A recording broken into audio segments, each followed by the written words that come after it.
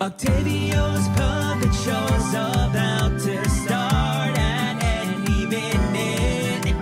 The stage is set and the lights are out. He'll be here in a moment. Turn that crowd upside down. You don't need that where we're going. Welcome to the greatest puppet show in all the planets. Octavio's puppet show. Octavio's puppet show. Octavio's puppet show. Octavio's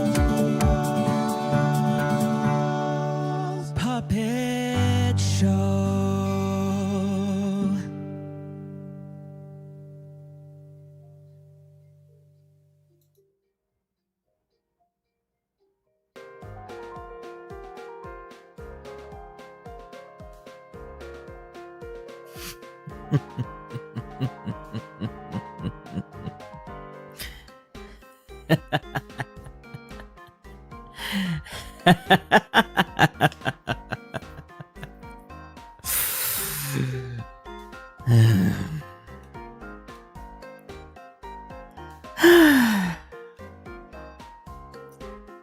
Rejoice, Octoposse.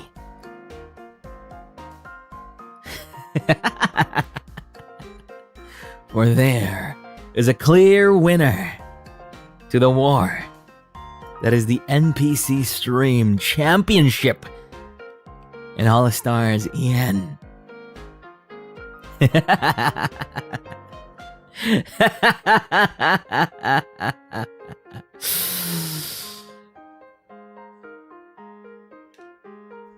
What? What? What is this? What is this? Excuse me?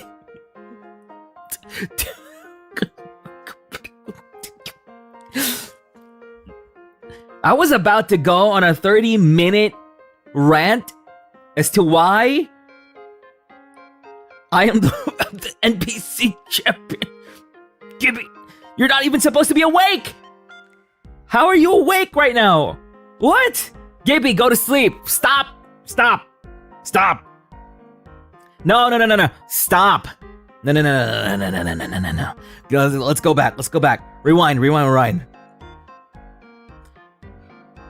Rejoice, Octoposse. Oh, Gibby, you have a nice sleep. Rewind. Rejoice, Octoposse. God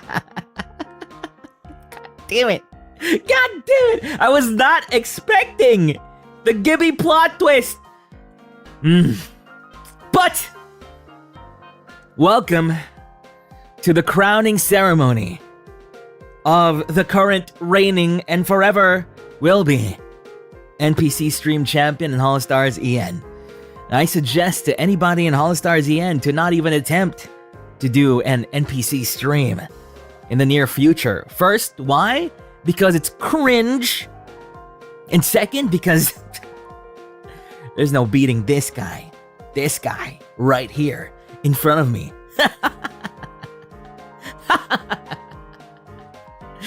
Last night, Ruse told me something, right?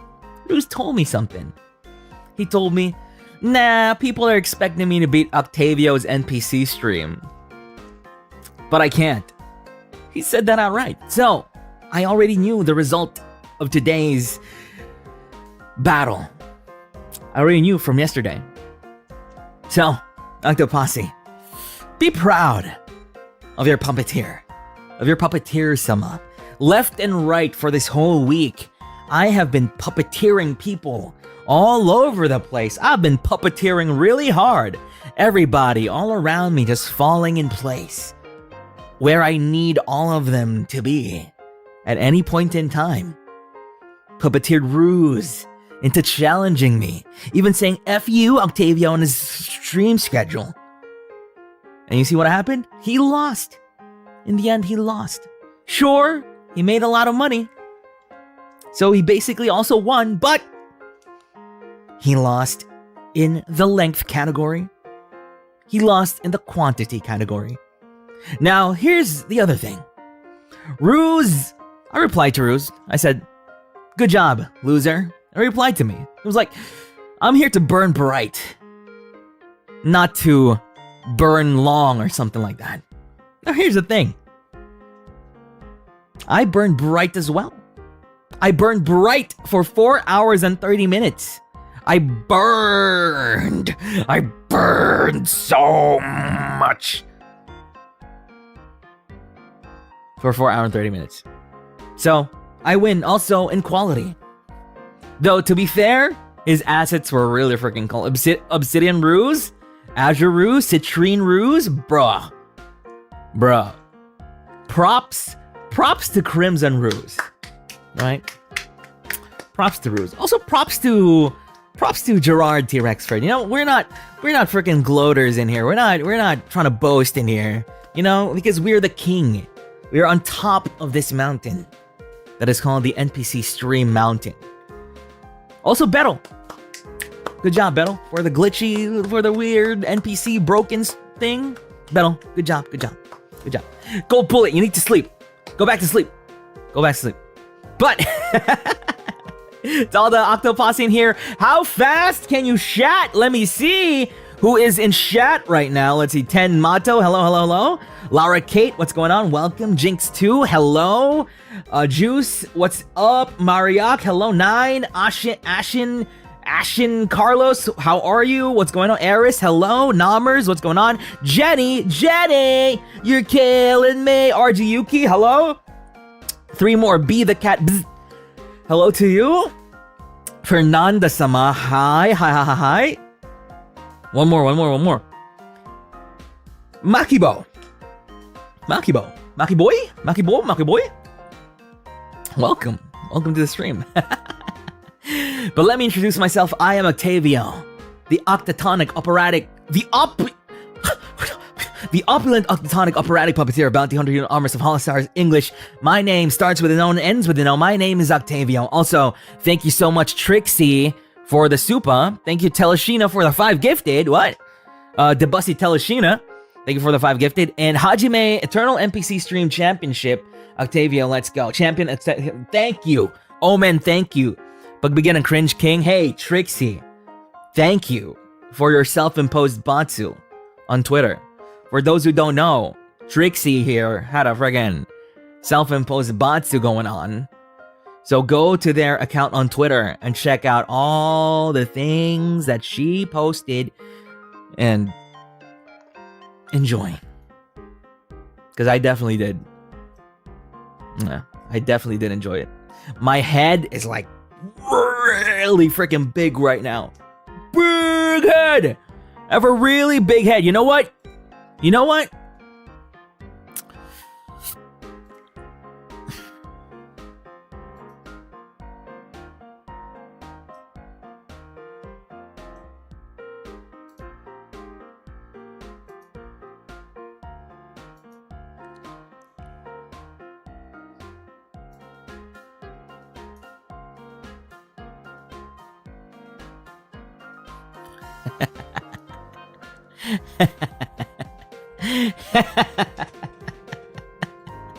Welcome to the coronation of the NPC Stream Champion.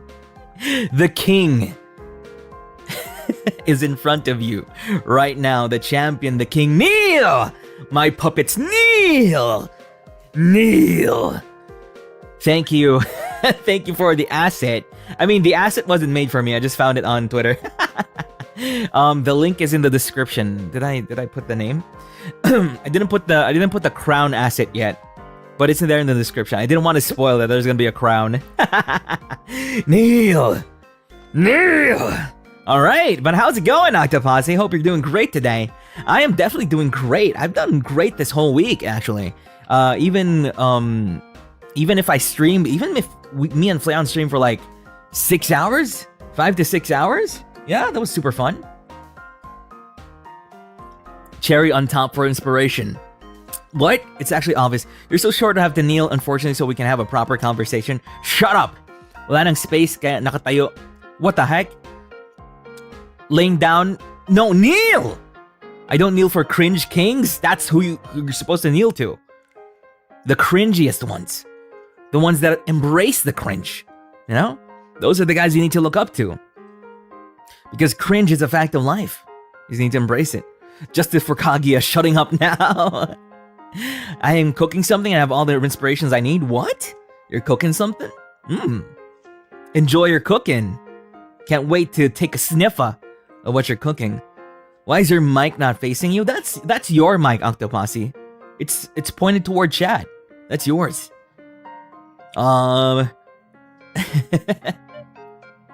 Hey Trixie, what's up? Thank you so much for super. What are you doing? Sniffer, forgive the guy who's in Chuni phase. This isn't a phase, Mom. This is me winning.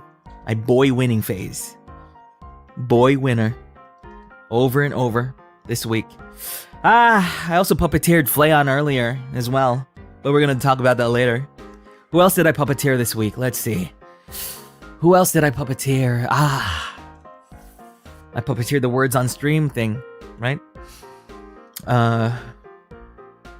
What else? I puppeteered a lot. Did a lot of puppeteering. I'm so proud of myself this week. What a great week.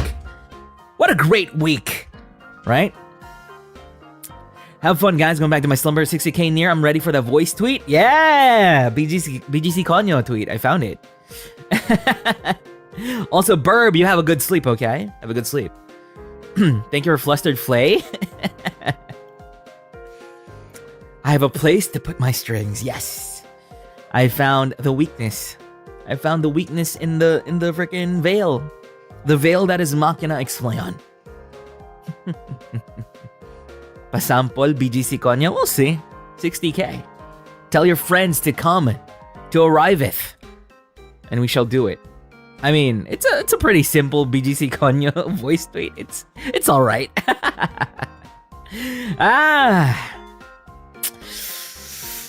But welcome to OcTalks with Octavio, where it is my weekly Zatsudan show, where first we talk about the week that has passed, all the shenanigans that happened this week. Then we answer some member-submitted questions submitted by the members of the Poppy Collection. And then we move on to a little bit of news. Not a lot of news this week, so I added a few more questions this time around. Then afterwards, we're gonna answer a few more member-submitted questions. Then lastly, we are gonna be doing a preview of the week that is to come. So I hope you're ready. Everybody, welcome to OcTalks with Octavio. All right, so let's check out this week's shenanigans, right? Previous schedule. I hope I did this right. What, is the mic on? Hello? So I just wanted to say it's on. See, your message got through. Your message is in the stream. Jejim on stream? Holy crap. I remember when I taught Haka Jejimon. I saw a clip on YouTube. They did it. Yo's pose. Ako po si Haka. Yo's pose. Lods. Something about Lods. What else is here? Ang pogi ko, Lods. Yeah. Then maliit ang titi ni Haka. That's what's up. Those are just words. Don't be afraid of words, okay? Don't be afraid of words. Words are just words. I mean, those are okay words. They're bad words. We're not gonna say those. But those words are fine, right? Those words are fine. And now, the schedule for this week. This last week. What did we do? So, we started the week with the boy band karaoke. Man, I was not expecting how good this boy band karaoke was gonna be. It's an unarchived karaoke, so unfortunately, it's not here with us anymore. You know, it's now in heaven with all the other unarchived karaokes that'll never see the light of day. Best two-ish hours of my life. It was so lit. So many pregnant people. I don't know what's going on there. I don't know what you were doing. What the heck? Boy band karaoke was an absolute banger. I love all the songs, so nostalgic. Yeah, when I was making the playlist, the set list for this, I was like, damn, this. I don't watch a lot of, I guess, Japanese idol stuff. You know, like the traditional Japanese idol things, aside from, you know, Holostars and Hololive stuff. But what I do know, the idol stuff that I do know is friggin' NSYNC, Backstreet Boys. You know, that stuff. I wanted to include Bop here, Bop. But for some reason, Bop by Hanson. But for some reason, the friggin' I needed to decrease or increase the key by +6, plus or -6. their voice is really high. I remember when I was when I was 23 years old, when I was a kid, the biggest thing on my mind, are any of these girls or are they all boys? I really believed for a long time there that one of them is a girl. Like the main singer was a girl. But then what? These are all boys. They sing really high. So, Bop was my jam. Way back when. Opening prayer, not the opening prayer. The opening prayer, we got the wedding song as well. Now what I realize is that there aren't a lot of freaking, I guess, quote unquote popular boy bands. I mean, you got the Backstreet Boys, you got the NSYNC, you got, you know, these other, the Moffats, I guess. A1 maybe. Hanson. Who else? 98 Degrees. I guess One Direction later on, yeah. Westlife, right? F4 back in the day. Beatles. I guess Beatles, I guess. Yeah, they're all good looking. They're a boy band as well. Lady Gaga is your favorite boy band. Jonas Brothers, yes. Jonas Brothers. BTS, I can't, I saw people recommend, when was it? Who said Korean karaoke? I'm trying to populate my Korean karaoke set list, but I just realized I need to learn, what was the thing again? Hangul, something like that. Hangul. It's hard. I know a few songs in Korean. It's the song by, who was that? I know a lot of IU songs. I know the songs themselves. I don't know how to sing them. Who was that song, that really nice song? Korean song, slow drama. I wonder if it'll show up on YouTube. No, it won't. Can you guys name a popular female Korean solo singer?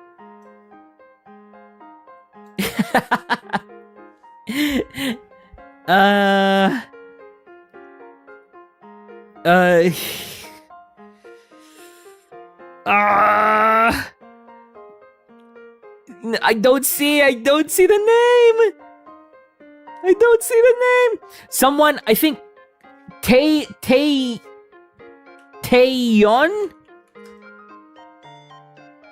Is it Taeyeon? Taeyang? Crap. No. No.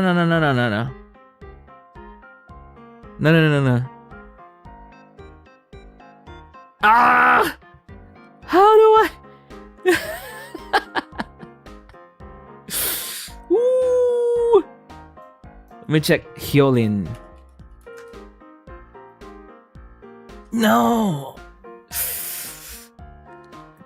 Girls Generation. Is Taeyeon? Who's the Girls Generation member that is now like solo? Like super popular. So Taeyeon song, slow. God damn it. It's so hard. It's so hard. I don't know the title. But anyway, there is this song that I really like, that I do know how to sing actually, but I just need to find it. What the heck? But yeah, so please keep recommending the karaoke stuff.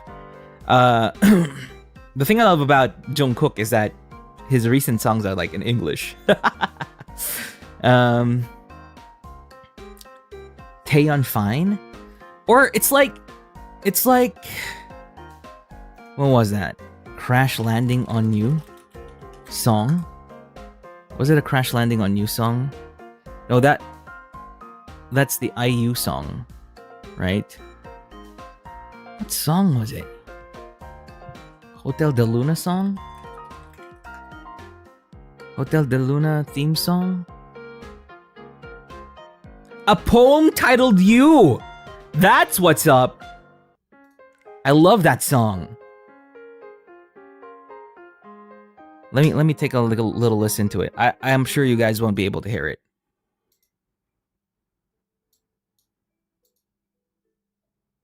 Yes, this one. That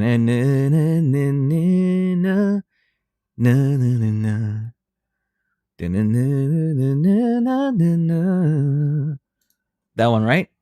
Oh, I love that song. Also, let's change this music. This music is triggering me. The NPC music. It's giving me anxiety.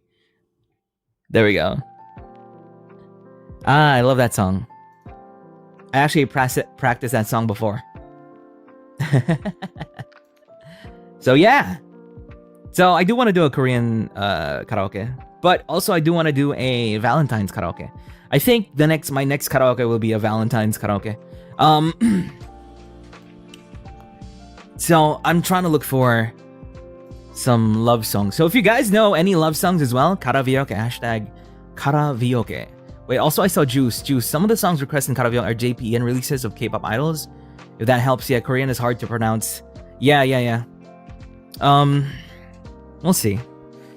I do know a few Twice songs are in Japanese. Maybe I can try that too. I do freaking love Twice. I was listening to Twice the other day. I was just listening to all their songs. I'm like TT. And actually, honestly, one of my favorite Twice songs is the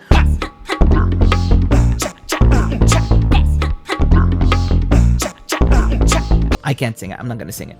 I'm just gonna hum it. I'm just gonna do the simoleons to it. What was the other song I really like from Twice? Ooh, do you have a bias in Twice, King? Oh, that was a debut song? Ooh, it's so good though. I love the music video on that. My bias in Twice is my current Twice bias is.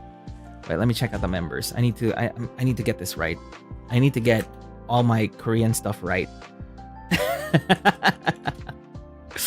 Because this is a very passionate fan base.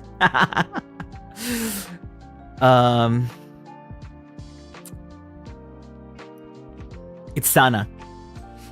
Sana is my current Twice bias. It actually moved. It actually switched many times. It switched many times. It switched from the first one that I really like was Mina. Then it switched for a brief while to Dahyun. Then switched immediately to Sana. Wait, I'm confused though. Why is Sana's name here Mina Tozaki? Is Sana Japanese? Wait, huh? That's her real name? I doxed Sana. She's Japanese. Oh! 3 of them are Japanese. I know Momo was Japanese. Momo's a crack dancer though. What the heck? Mina. Oh, okay. Okay, Mina. So that's why. Maybe I felt it. Mina, Sana, and Momo are Japanese. I see. Then it's just Dahyun. I saw a clip of Dahyun doing the I don't know if it's true, but at least the subtitles and the title said like it's her audition. It was her audition thing. It was so funny. Like the dance she was doing, I was like, what? This was her audition? It's so funny. Cracks Knuckles. Twice Japanese members are Mioi Mina, Hirai Momo, Minatozaki Sana. Wow. I'm gonna guess a lot of your Twice stands, huh? Even tell us. You know the names. Cracks Knuckles. She's a comedy queen. Yeah, I found that. I was like, Dahyun is it's really cool, huh? There was another one as well. There was another one. There was another video I saw of Dahyun. I'm pretty sure it's Dahyun, where like a fan, teenage boy, a fan, like they had Dahyun go to his house with his mother in that house, and I was just imagining, oh crap, what if I self-inserted myself into this situation? That'd be super cool. Yeah, the fan visit. I'm like, damn!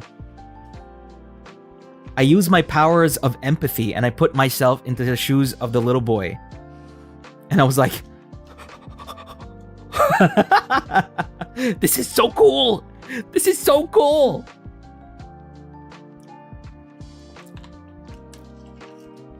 What? If I visited you guys in your house, you wouldn't be like, oh my god, this is so cool! Then you introduce me to your mom as well, and your mom would, wow, Octavio's so cool, right? I tell you to leave, but there are cameras. I call the police. No, it's a fan visit with cameras, and you're gonna get interviewed and stuff. Not a chance? Your mom is gonna be there. Your parents are gonna be there, right? You're gonna cook food, probably. A lot. Police. What? My mom judges you for oh my god, Novus. But thank you for the sock puppet. I'm not gonna bring a mango pizza to your house. That'd be pretty scary. Imagine a 2D PNG. Just you wait when I get my 3D. Maybe in 2 to 3 years or 5 years. Who knows? When I get my 3D. One day I'm gonna do a fan visit, and there's gonna be a bunch of cameras, and I'll see exactly what your reactions are.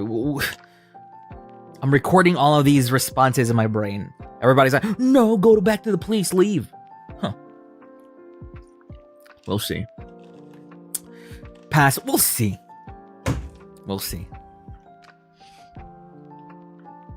Anyway, Twice is great. So yeah, that was the boy band karaoke. Then on Tuesday, we did the words on stream on Twitch. At Twitch, not on Twitch. So that was fun. And that was when I introduced the first new thing, which is the puppet of the week. And the reward for that is basically a voice tweet of me just basically saying congratulations. You know, it's just a minor thing.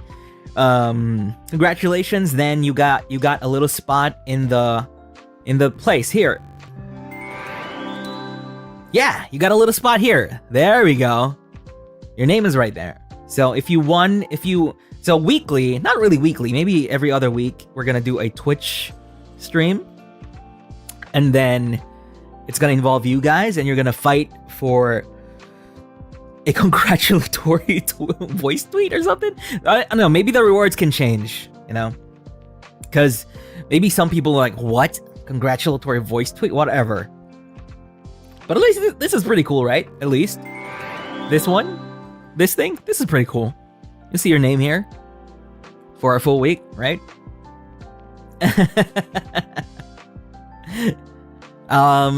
That should have been me though. We're serious about that reward. Sir, not mine. Yeah, it did turn out to be a bloodbath. It was intense. After that stream, I was tired. I was actually really tired after that stream. I've never talked more in my life. Suntukan? Well, something might be coming up soon this week. We'll have to see at the end of the stream. You'll see what the new battle to be fought is gonna be. But yeah, Twitch is a thing now. Every week, we'll see. We'll just, play by ear. Please go ahead and follow twitch.tv/Octavio_Holostars_EN to get notified when I'm live there.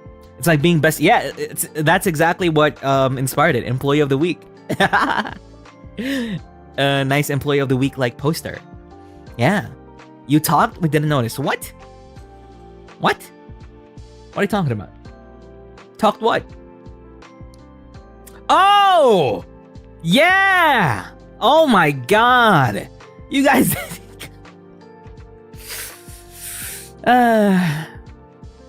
There was a storyline. There was a storyline in our words on stream. The heck? There was a storyline. I cooked that storyline so hard and you didn't listen? Damn. I swear to God, if any of you freaking muted the stream. I hope you didn't mute the stream while you were doing words on stream. What's that point? You could have played words on stream anywhere else. There was lore, exactly. You almost became invisible? What?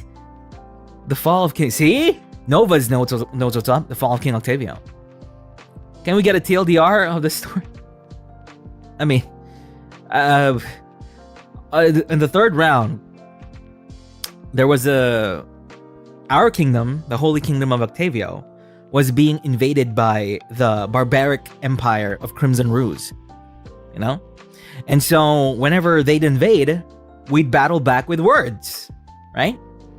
So, whatever words you people guessed, that's what we used to fight them. Someone guessed the word argues, so they argued with the enemy. Someone guessed the word, like, I don't know, pasta, so they freaking stabbed people with pasta in the eyes, right? Then eventually, what happened was, we did a surprise attack on their camp in the evening, in the middle of the night. And we did a sneak attack. And we killed a bunch of people. A bunch of people's tents went on fire. However, we also took a bunch of prisoners of war. We brought them back to our remote camp, and then we tortured them for information. So the words that you guys answered were the words that we got from the prisoners, from the prisoners that we tortured. And then after which, they unfortunately, with the word racing, raced to that area, and we were surrounded. So we were surrounded, and we had to go find an escape hatch, which is just a big ass tunnel going straight back to our kingdom. However, they were able to find that tunnel, and then we fought another bloody battle inside the freaking tunnels. That was scary as heck. A bunch of people died, but we finally got back to our kingdom. And then when we got back to our kingdom, they were already surrounding the walls. They were already batting against the freaking gate. And they were able to destroy the gate, and they were able to invade our kingdom until they finally reached a throne room. And then it ended with a duel between me and Crimson Ruse. And in that battle, I was trying to ask for words from my marionettes about what to do. But they failed me and I died. Crimson Ruse killed me. Also, Ruse is here. Wow, we talking about Minecraft again? Yeah. No, we're talking about words on stream.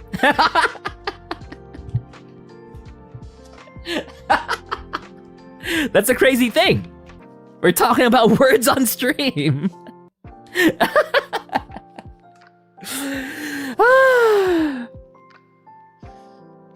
I don't remember killing you, but I'm gonna assume you're right since I won. Easiest victory of my life. That was a hard fought battle. It took 35 rounds. 35 rounds of brain power from everybody to for these words, you know? Also, everybody, please welcome the loser in chat. Please welcome Crimson Ruse. Big applause for the loser, Crimson Ruse. Big applause. Thank you for giving me this crown. However, I'm scared because Gibby threatened me earlier. So, I don't know what's going on with that. Can Gibby defeat my record. But dumpster, you dig that Burger Prince crown out anyway. You know, whatever. Cope. So what did Gerard say? Seethe and cope. Was it seethe and cope or cope and seethe? Cope and seethe. And this isn't the Burger Prince crown. This is an Elden Ring crown. I got this from Elden Ring. See? I fought for this. I fought 4 hours and 30 minutes for this. Seethe and cope. Oji sama desu. Gerard T. Rexfordo. Oh, naruhodo. Cope and seethe. Oh, feels good. It feels good. But you know what? I am a king, and I do my kingly duties from above here. And I encourage everybody to give big congratulations to the Crimson Ruse for a great NPC stream. It was truly great. I woke up at 5 a.m. to be able to watch that. Okay? Now I go back down again. As a king, I also need to go down, you know, and talk with the people. Right? So I changed my mind. Go back to making fun of me. This sucks. Crimson Ruse, you're so amazing. You're so incredible. You're such a great person. You're kind. You're strong. You're important. You have big muscles. You have scars on your chest. Pathetic! Pathetic! See?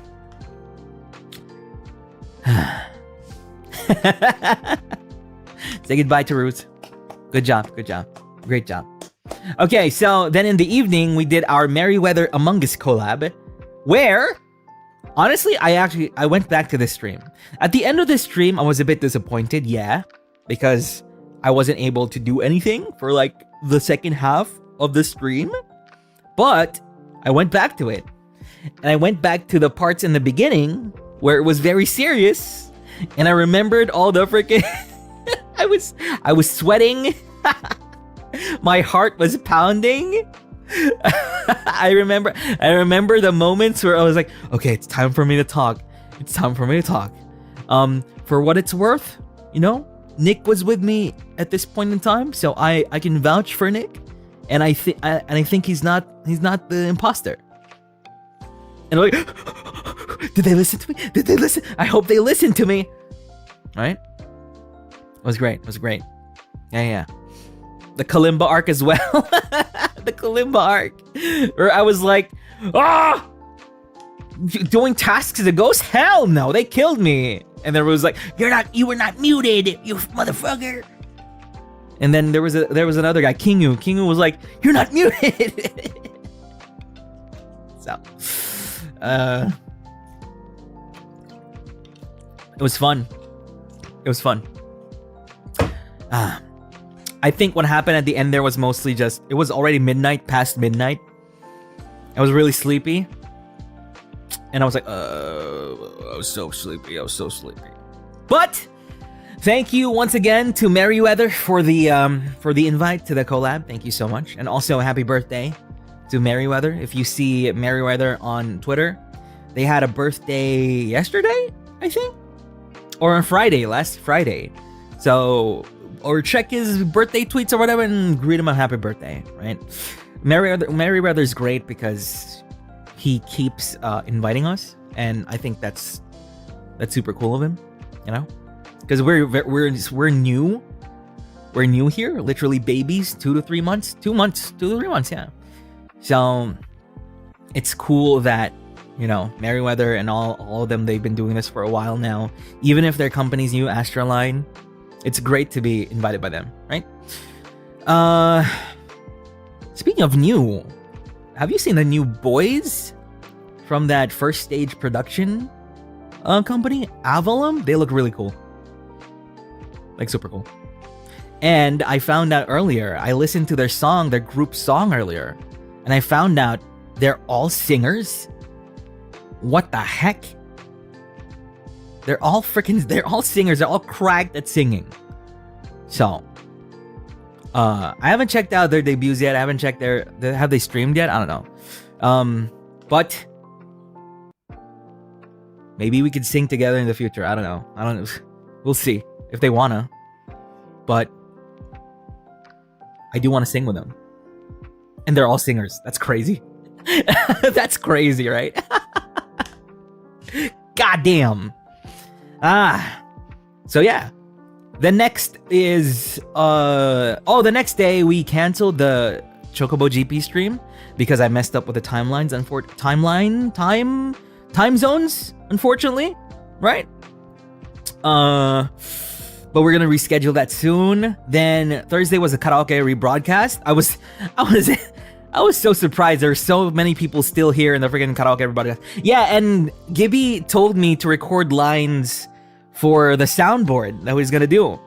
And he told me the only thing he told me was to record like variations of yes, no. Like yeah, no, yeah, something like that, right? And I was like, oh yeah, so when he wins, I can be like, yeah. Or when he loses, I'm like, no. But yeah, I wonder if I recorded a bunch. I don't know how many Gibby showed. Because these streams are midnight for me. I can't really watch it. I've only seen clips, but are my clips here? I'm gonna have you listen to a few. Here, let's see. Here are some clips from that. What breeds your dog, Gibby? Mine's a Bahamut. Can you guys hear it? What breeds your dog, Gibby? Mine's a Bahamut. What breeds your dog, Gibby? Mine's a Bahamut. What breeds your dog, Gibby? Mine's a Bahamut. Here. Gibby, you need to fix your car. Bring it to a mechanic. I know one. They're called Cindy's Nuts. Cindy's Nuts, get it? Cindy, the mechanic in Final Fantasy 15, right? How about this one?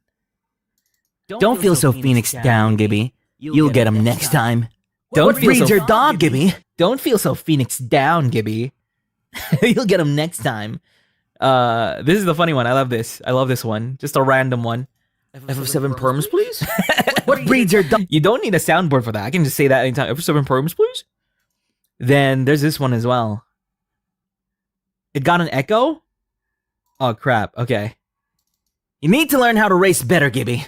Why don't you enroll in the University? What breeds your dog? You need to learn how to race better, Gibby. Why don't you enroll in the University? Yuna, get it from Final Fantasy X? How about this one? Seems like I need more energy, Gibby. Better take a cup of coffee. Seems like I need more energy, Gibby. Better take a cup of coffee. Seems like I need more energy, Gibby. Better take a cup of coffee. How about this one? Seems like I need more. Ha! You won that one! Let them Lecriathan! Seems like I need more energy, Gibby. Better take a. Ha! You won that one! Let them Lecriathan! Lecriathan! Ha! You won that one! Let them Lecriathan! Let them Lecriathan! Here's this other one. You didn't win that one, you Liathan. You Liathan? You didn't win that one, you Liathan. You didn't win that one, you Liathan. You didn't win that one, you Liathan. Get it? Lie? You lion? You didn't win that, you Liathan? What's this other one? Oh, this one is funny. I love it. Oh boy, look at the asterisks on that chocobo. Oh boy, look at the asterisks on that chocobo. Oh boy, look at the asterisks on that chocobo. There's another one here. You know what? Maybe a cup of coffee wasn't a good idea. Maybe you need some materia. Materia, get it? You know what? Maybe a cup of coffee wasn't a good idea. Maybe you need some materia. Get it? Not coffee. Tea. Ria instead. Materia, right? Then we had this. Of course we'll have this, right? Of course. But if he loses, we have this. No, no, no, no, no, no, no, no, no, you lost. No, no, no, no, no, no, no, no, no, you lost. You lost. There's more. There's more. No! No! No! No! No! No! No! Let's see. What else do we have here? No! Oh, this one. This one. No! This one. This one. Gibby, keep cooking. Your Cephi broth is really good. Gibby, keep cooking. Your Cephi broth is Get really it? good. Your Cephi broth. Gibby, keep cooking. Your Cephi broth is really good. Gibby, keep cooking. Your Cephi broth is really good. The Cephi broth. There's this one too. Shiva! Shiva! Shiva! Shiva! I'm so clever. Shiva! I'm so clever. How about this one? How about this one? Looks like that white mage had some heels on. Looks like that white mage had some heels on.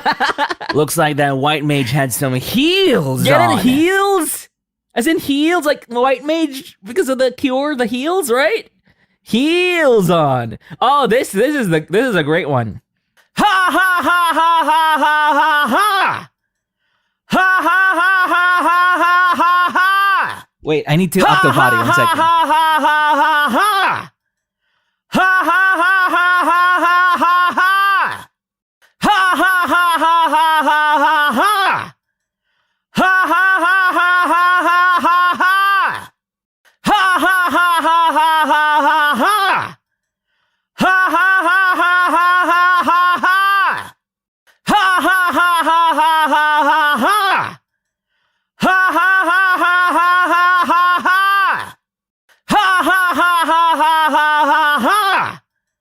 ha ha ha ha ha ha ha! Ha ha ha ha ha ha ha ha! Ha ha ha ha ha ha ha ha! Ha ha ha ha ha ha ha ha! Ha ha ha ha ha ha ha ha! Ha ha ha ha ha ha ha ha! Ha ha ha ha ha ha ha ha! Ha ha ha ha!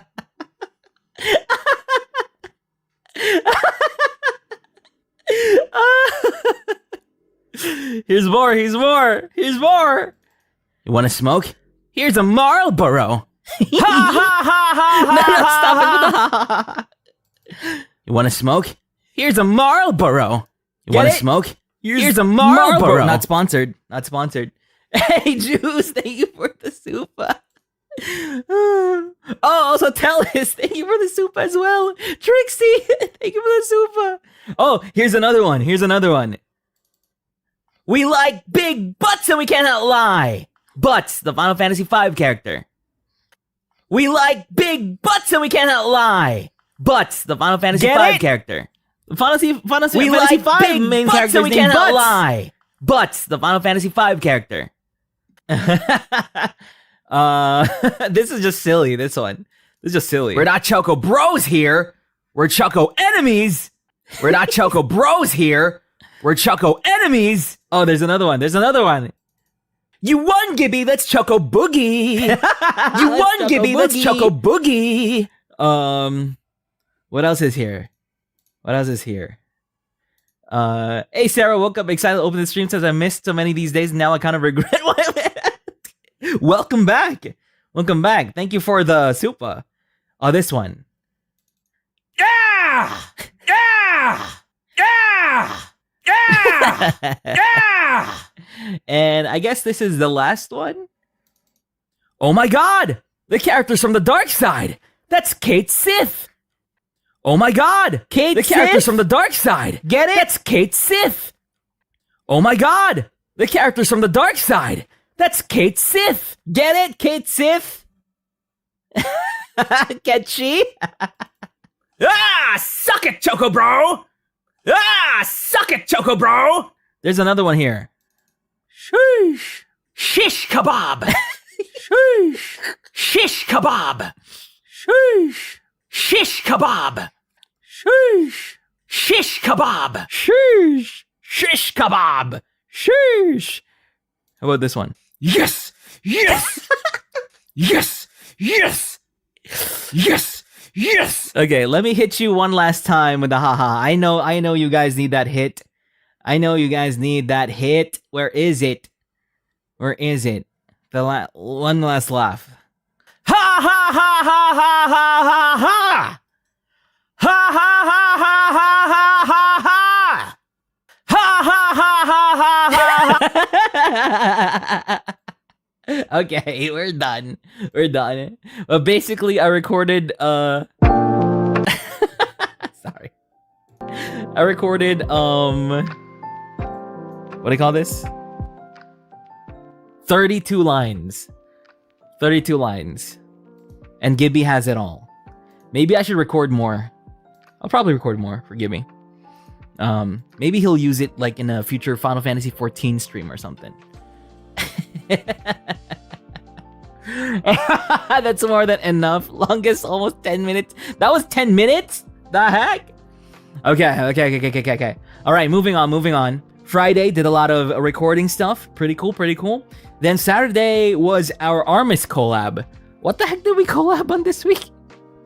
What the heck did we play? Oh, Project Zomboid. Oh my god. Project Zomboid, guys. Project Zomboid. Now here's my thing in Project Zomboid. I think I already told you guys this, but in case you haven't heard it, I played Zomboid long ago with someone, and we tried playing it in multiplayer. I literally bought it for us to play that day, but then we spawned in different places, and we didn't know there was a freaking teleport system to it. We spawned in different places, then we literally ran across the map to meet each other. And we didn't even see each other. It's like what happened with Gerard and me. He couldn't see me at one point. So like, okay, after 1 hour of that, we refunded it on Steam. That laugh is gonna ring out in my nightmares. Thank you so much, Grace, for the Zupa. And the Wild Orange Summer Child now having second thoughts, outliving people to annoy. Hey, Gerard! Thank you for the redirect. Gerard! What's going on? Hello, Gerard! You aren't replying to me. You aren't replying to me in my DMs. In the DMs. And for that, I have something to say to you and to sorority. Okay?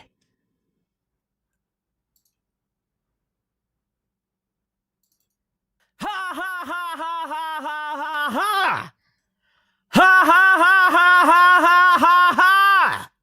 Ha ha ha ha ha ha ha ha! Ha ha ha ha ha ha ha ha! Ha ha ha ha ha ha ha ha! Ha ha ha ha ha ha ha ha!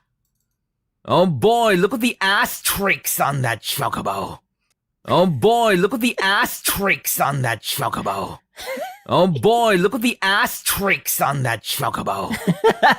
and this one. No, you lost. No, you lost. That's what's up. Gerard, reply to me now. I mean, reply when you want to.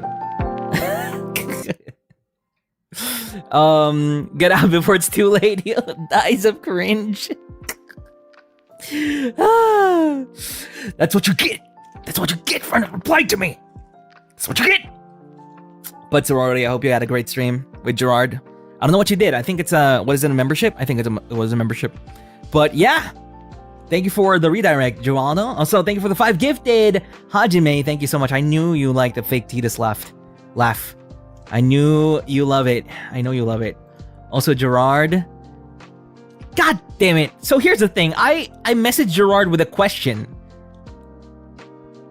this morning, and he just replied now. And you know what he replied to me? He didn't even reply an answer. He just replied, haha. Freaking.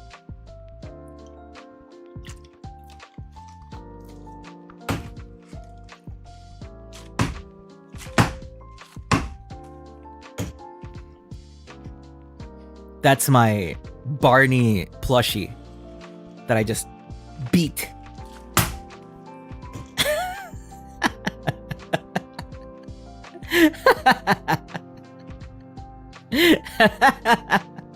I'm sorry it was loud. I hope it wasn't super loud. But yeah. We're just doing our weekly Zatsudan, OcTalks with Octavio. We are currently in the Project Zomboid. I really love our freaking Project Zomboid stream, and I really want to do a hardcore run. By hardcore run, I guess it's what Ruse said, which is, well, if you die, you literally stop streaming, end stream, and go, disconnect from Discord. That's it. Right? So I hope one day we can do that. And I told them it'd be cool if we had like a goal. And the goals that they said was like build a base, build, a metal base, I guess metal work base or stuff like that. Kind of like make a haven that you're safe in. That's a goal, right? And I was like, what if, for me, I was thinking about, what if the goal was like to get to the ocean? Kind of like an Attack on Titan thing. So, however, if we have cars in that kind of thing, then that kind of sucks. But what if we like literally just ran on foot towards the ocean? Like we journeyed from the other side of the map to the other side of the map on foot, no cars allowed, and like build bases on the way and stuff like that. And something like, for maybe store reason, there's like a radio signal we found at the ocean. Maybe there's a freaking boat there that'll take us to a safe space or something like that. Yeah, that'd be super cool. But we'll see. We have a lot of plans for collabs. In fact, if you've seen Ruse's schedule, you'll already see what collab is gonna happen next week. But yeah, all right. But that was Project Zomboid. I had a lot of fun. Gerard is really into that game, and I really want to get into it. But I don't think I'll play it solo, though. Because playing it solo is kind of annoying. It's honestly very annoying. Because every house is locked. Every window needs to be open to get in. And, one of the great things is the moment where, first off, in the beginning, Gerard saved me. He was like, no, he sacrificed himself. Then the second one, I sacrificed myself for Ruse. What happened was, really, when I was in the car, right? I don't know if you guys remember, I was reading a book inside the car. And me and Gibby were kind of just like, ooh, I'm gonna read a book. Gibby was whispering as well. But then the zombies basically were knocking on the door. They were knocking on the door. Then I really wanted to try to get out. I was pressing E. I needed to get out, but for some reason, I guess because the zombies were outside the door, I couldn't get out. The game wasn't letting me, but for some reason, at some point, the game did let me go out. And when I got out, they already bit me inside the car. So, unfortunately, the child lock was on. Does a proximity VC really attract out? That's what I'm not really sure, actually. Yeah, I feel like it could also be a ping issue. Because there's like for example, when I actually died in the military base, remember the zombie was lying down, was doing nothing. Then after like 10 seconds, suddenly I'm dead. Suddenly, it somehow damaged me in a span of 1 millisecond, and then I'm dead. So, but that's part of the game. Can't really do much about it. Also, the mother drip, yes. Oh, I love my freaking fit in that game. I had a dress. I had an animal print bra. I had black underwear. I had the thigh-high boots. I had the megane. I had the tied-up hair. I also got a blonde dye, a baseball cap with a visor in the back, right? A watch on both of my wrists, and some shoes. Yeah, the animal print bra. That was so dramatic, and then the teleport thing snapped us out of the drama. Yeah. Yeah, that's why a hardcore run would be super fun. A hardcore run. I'm wondering if we can, if maybe a semi-hardcore run. I don't know. Like if you die, maybe you can spawn a new character and it's like you're meeting this character again or something like that. We'll see. We'll see. For example, someone dies within the first 10 minutes. Right? Then we did a membership watch along of La La Land, which is great. Members of the Puppet Collection who watched.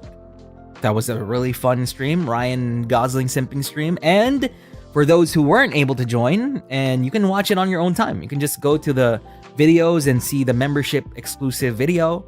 Watch along for it, and then you can watch. Also, have fun. Hajime, good night. Good night. I mean, good night. Have a good rest.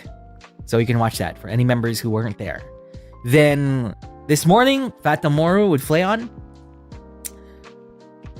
Fata Morgana with Flayon this morning was really, really fun. The thing is, during our very first Fata Morgana, it was very short. And we didn't really get too far into the story. But this one, though. This one. It's crazy because I've totally forgotten a lot of what happens in Fata Morgana.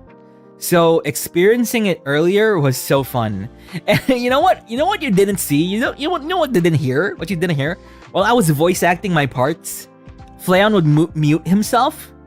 And then he'd say, "You're doing great, Tavioli. You're doing great. They can't hear me. They can't hear me." So while I was voice acting, I was trying to stop myself from reacting to what he was saying.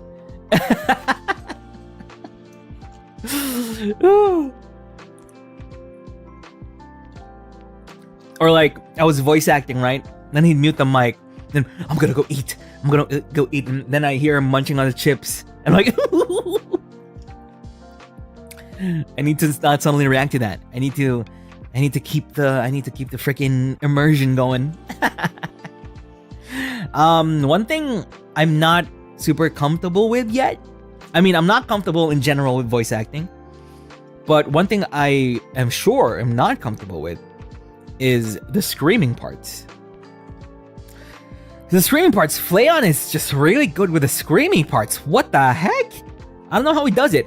Maybe that's why also when he does like this, when he sang like Dead World and stuff, it was really good as well, right? But for me, I tried the screamy parts, and my voice is like, I feel like my voice isn't unlocked. It wasn't unlocked. I need to unlock it somehow by practicing, I guess. I love your screaming. What? You and M? We love your screaming. Oh, well, that's good. That's good to know. I feel like my screaming. I had a hard time rewatching the clip of the screamy parts because I was like, nah, I'm gonna cringe at this. I'm gonna cringe so hard. But I do want to get better at voice acting. And come on, man. Imagine 20 streams with Flayon Senpai, Fata Morgana. Surely, even without Flayon there, surely there should be improvement, right?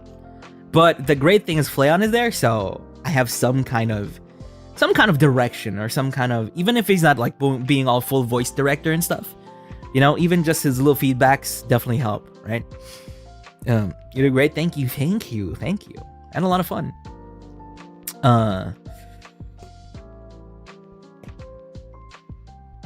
And what's great about that as well is, in voice packs, because we're gonna have like different future voice packs and stuff. So I'd love to be able to do a scenario voice pack. You know what I really wanted to buy back then was the voice pack of Tempest for the summer thing. Yeah. Because I really like that kind of thing when it comes to the voice packs. It's more, our starting voice pack was okay, right? But it's just a starting voice pack. It's just, hey, hello, what's up? Then I got the ringtone and the good night stuff, which is great. But I really want to get into more acting kind of voice packs. And I think the great thing about being here in All Stars and covering stuff is that there's a lot of projects, a lot of possible projects in the future. So that's great. I'm sure it's gonna come. some kind of voice pack. Digimon voice pack, no. Would it be a situational VP? I would love to do a situational VP, like a scenario. Or what would be super cool is also like maybe not as in depth as Doppelganger, but just a short little played out scene, played out scenario with actual voice acting and role playing. That'd be cool as heck. I want to do that. Of course I'm gonna puppeteer you. I mean, I puppeteer you every day. What's up? It's nothing new. Please teach Fleon some curse cut. Oh boy. Now that's an idea. That's an idea. That's an idea that maybe I shall do in the next stream. We'll see. We'll see. It'd be so weird to hear Fleon say the things that I taught Haka. Because Fleon has such a nice voice and such a nice way of speaking. I wonder how... I wonder how he'll say the words. But we'll see. We'll see. Alright, but that is it for this week. We did a lot this week. And I hope you're excited for next week. But first, let's go to the members submitted questions for this week. We got a lot of interesting questions, actually. A lot of interesting situations that people were part of in this past week. But most of all, we have updates of past conversations and past discussions that we had. We're gonna start with those first. First is from Lintendo, submitted by Lintendo. Remember Lintendo? Oh, Anpon Mayo, just become your Octoposse from a boy band karaoke. Nice to sign a contract. It's been my happy week. Thank you, Puppeteers. Thank you so much, Anpon Mayo. Thank you for being here. See, Anpon Mayo really appreciates their puppeteer sama. See that, puppets? You guys were like that once, right? You guys were like that before, huh? But you'll come back. You'll come back. But thank you. All right, thank you for the super. Now for the first question, Lintendo from Lintendo. Okay. No, not welcome to slavery. Excuse me. Next, Lintendo said, "Hi, Tavi. Now, remember Nintendo's situation before? Nintendo was the one that had a roomie who kept opening the windows in the bathrooms and wherever, and whenever they'd sit on the toilet, they were at risk of getting frozen butt skin every time. So I'll think of a question next time, but for now, an update. Remember how you and Chat advised me on my roomie on keeping the bathroom window open even during freezing temperatures and forgetting to close the window, and told me to confront them? I did! Wow! Ouch! I hit my mic. Wow! They approached their roomie. Despite being extremely unconfrontational like their puppeteer, which not only did I learn you are too, but also prior to attending OcTalks, I somehow didn't realize how unconfrontational I was all my life. So I also learned that about myself. The very honest result is, I did muster up the courage for confrontation thanks to you. Yeah, we told them to just go ahead and say it. Just say it out loud. Say it to them. But I found it too scary to tell my roomie face to face, so I wrote a message. Smart! Actually smart. You know? Especially in this day and age, you can just send a message. Because God knows, when I'm in front of a person, I'll be like shaking in my boots. I'll be shaking in my... and I'll be emotional immediately. So, expectedly, they began the response with, "Oh yeah, I'm really peculiar with getting fresh air all the time. But also, we can't not let fresh air in, even during winter." Less expectedly, they suggested the compromise of shorter window opening times a win, but the window is open wider during those.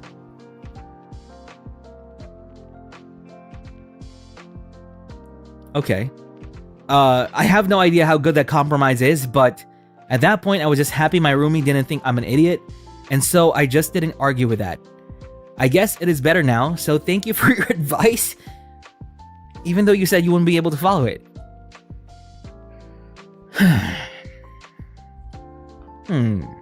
So first off, congratulations, you confronted them. That's great. That's very brave of you. I know it might sound simple, and like, yeah, just tell them. But we all know it's hard. It's difficult, right? However, I don't know. Who is your roomie? Are you good friends with your roomie? Because I'm about to say that your roomie's kind of weird. I think your roomie's kind of weird.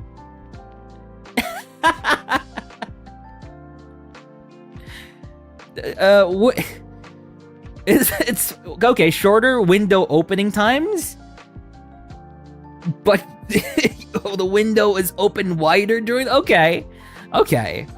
However, they did compromise, but they kind of rebalance that compromise again. They kind of rebalance it with a wider window opening now. However, I feel like that doesn't matter as much. I feel like a wider window won't matter as much as the window being open for a long time. I have a feeling, right? In Germany, they have to open the windows in winter. Oh, they really have to open it in winter. Well, at least shorter window opening times, wider window. Okay, fine. But yeah, a compromise is still a win. You're right. I'll open the window wide for 1 minute.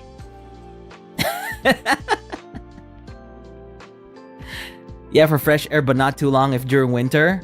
Yeah, the problem is it's winter and it gets really cold and you're like freezing inside your room. But yeah, we'll see. I think what you have to do here is, if I was in position here, is I'd accept that and this is the end of it. Now, I'm gonna hope that it still isn't freaking cold. What's awful is if it becomes even colder because of the wider window opening. But that's the worst case scenario. What are the physics of windows? What are the physics of windows? But hopefully that'll solve something. I would like an update regarding if it did solve the temperature issues, because if it didn't, well, this is where things get really, really difficult, because they've already compromised, quote unquote compromised. But if it isn't solved or it gets even worse, then you have to confront them again. Now that's when things get really scary.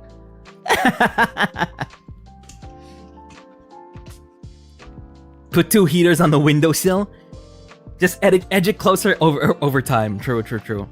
Or like put a stopper on the window so it can't like open. Or put some water on those window hinges so it becomes rusted. You know?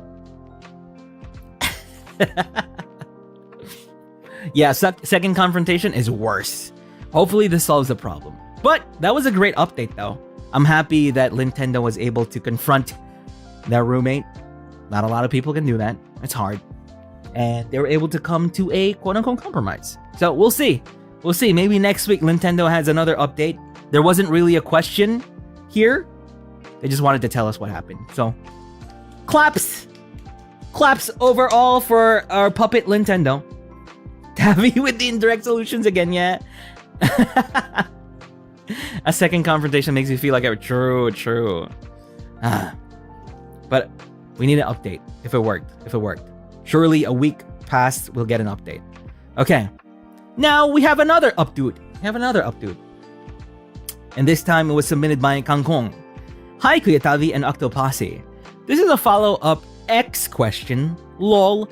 Hopefully my last. What will you do in my shoes? Just an update.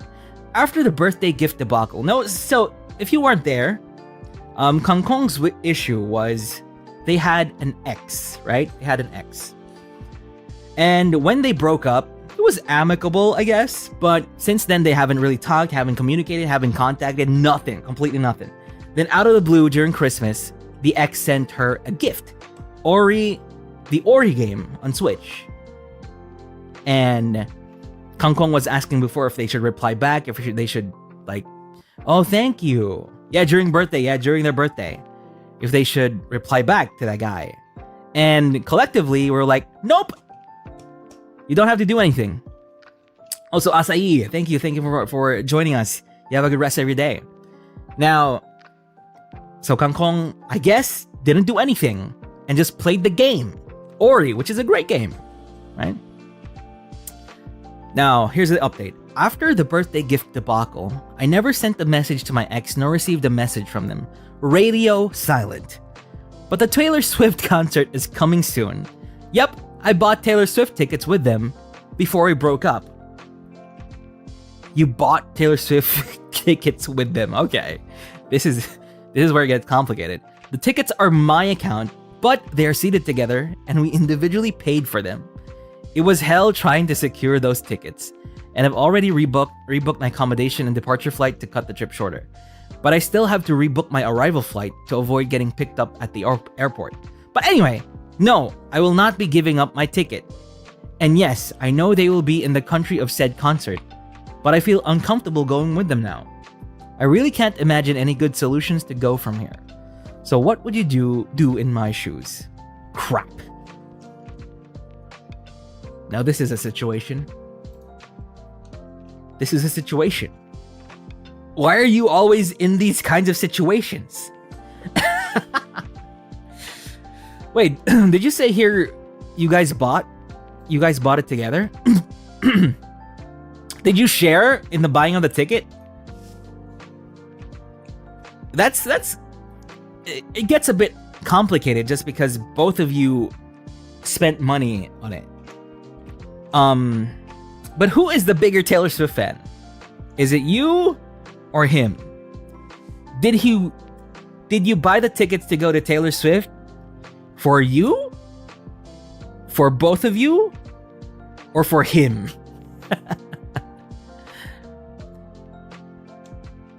For you, but both casual. For you. Crap. Now, what are the chances that you give the other ticket to me instead?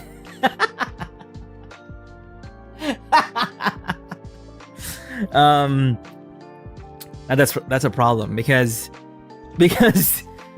if you both go, then you're gonna be next to them to this thing that you both friggin' planned.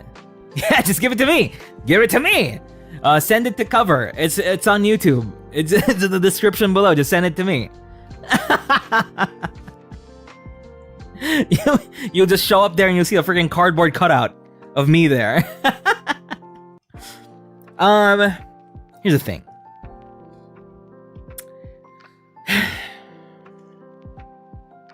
I think you should give the ticket to someone else. Here's what I'm thinking. If I was the guy, right? I was the guy. I'm pretty sure if it was for you, they paid for it. I don't care. I don't care. It was for you, right? It was for you. The guy paid it, then you shared in the ticket, or whatever. But,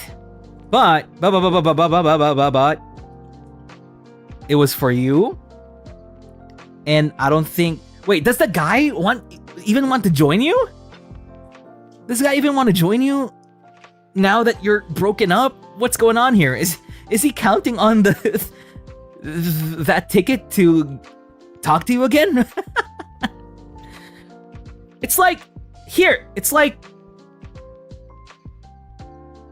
yeah, they were excited. God damn it! This is so complicated.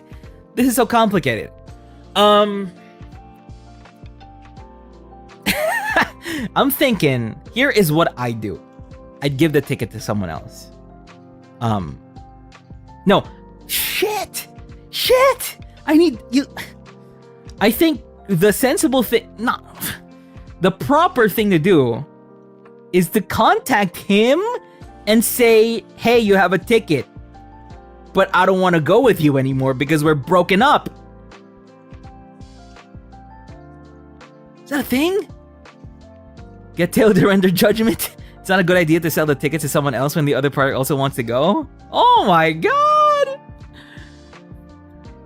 Here's the thing, if you ask him if he still wants to go, then you basically contacted him back.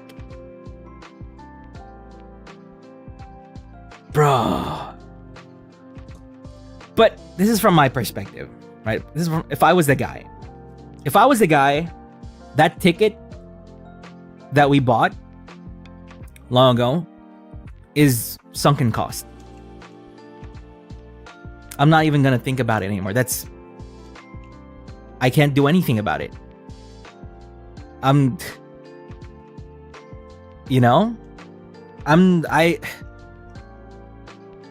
Let's say I want to get, no, I can't, no. That's what I'm thinking is, that's just a sunken cost already. I wouldn't even ask you about it. I'd already resigned myself to the fact that, nah, I won't be able to go to that freaking concert.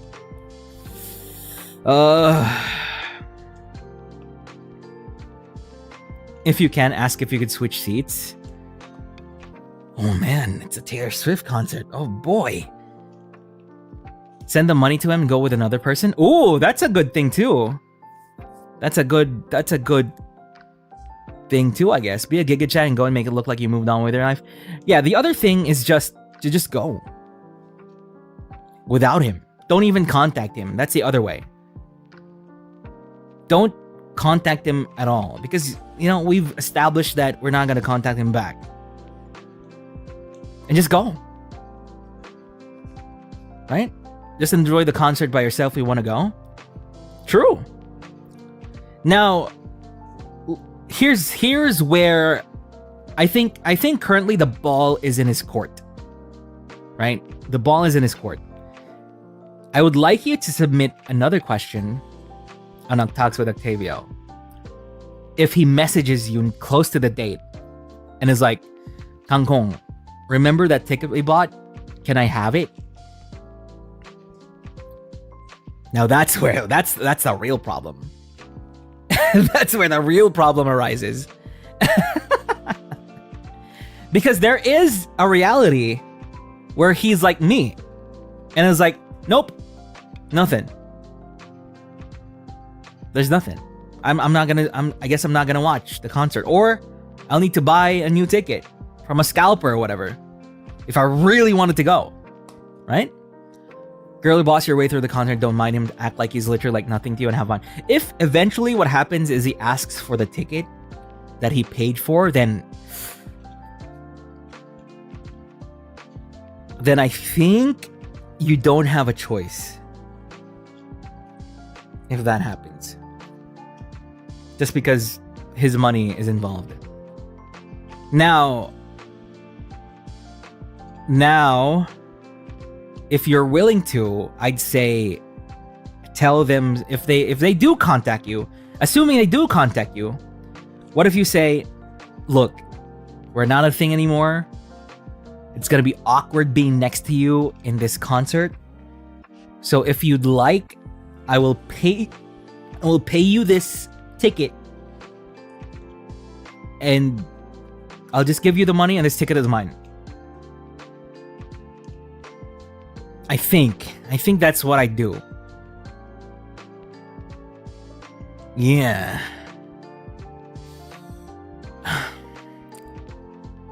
Did they break in bad terms? They broke up with amicable terms, but they haven't talked to each other since completely. So they aren't like friends or anything anymore. Don't be surprised if I'm married next month. I have paid for the ticket. No. But my first option still stands. Is that don't contact him. Maybe he won't even remember. This is my non-confrontational self. This is the advice I can give you.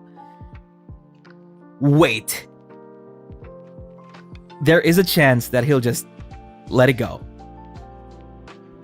He'll just let it go.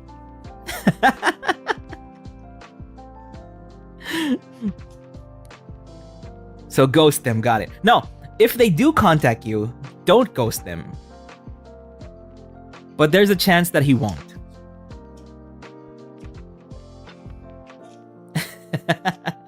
I legit went to a concert with an ex after we broke up and we ignored each other for the whole but the concert was great, so it was worth the initial awkwardness.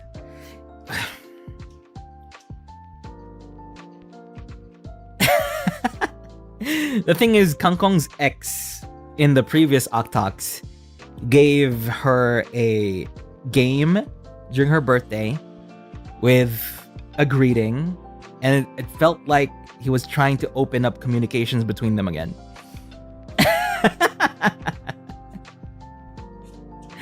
And we're here trying to protect Kangkong.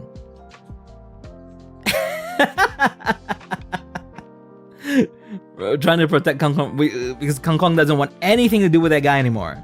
Nothing. Even if the breakup was fine. The game was bait. That's what's so funny about this. They use the game as bait. It's a bait because the game is good. You know? You can only have this ticket if you can get someone to agree to swap with you. That's true. That's true. Maybe, if you can say that, yeah. It's gonna be difficult for them, but there's a chance that they'll be like, I paid for this, too. It's mean to sell his ticket or ghost him if he initiates contact. Yeah, if he initiates contact, you have no choice but to consummate. But to reply to him. But if he doesn't, then you're good to go. But if he does, then tell him that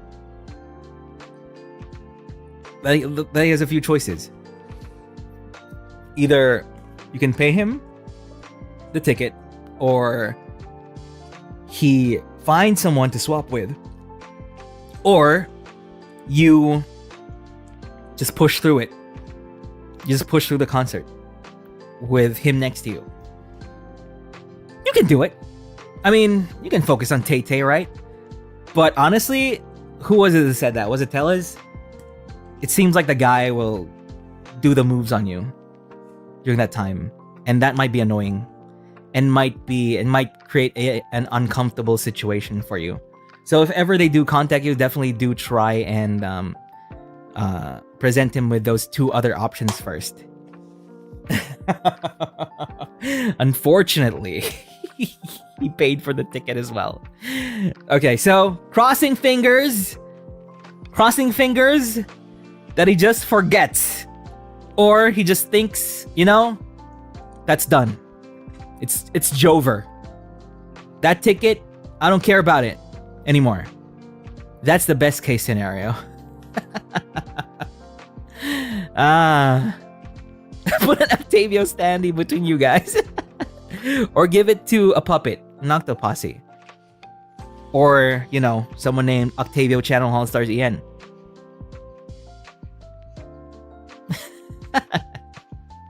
Alright, but thank you for the submission, Kangkong. There, 3 options for you. I mean, we gave you an algorithm for you to follow.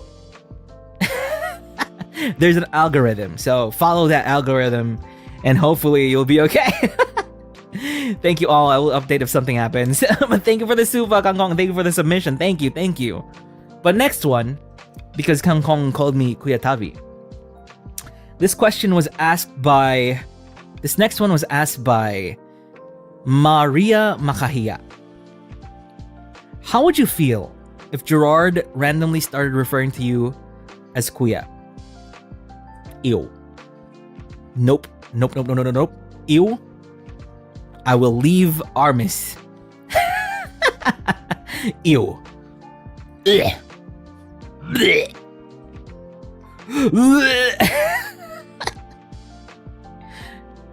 I don't think he'll ever call me Kuya though. He can't. He's too proud to do that. Blech. What if I call Gerard Kuya though? Oh, maybe I call Gerard Kuya.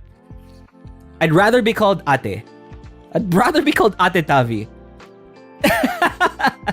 KGO, how do you feel calling Altair Kuya? I mean, I can call anybody anything I want. I don't know how Altair will think about it. We're basically brothers anyway. He gave me his surname. I mean, yeah, his surname. Yeah, Regis Octavio. See? It's funny how he made me his brother when I told him about the blighted ovum.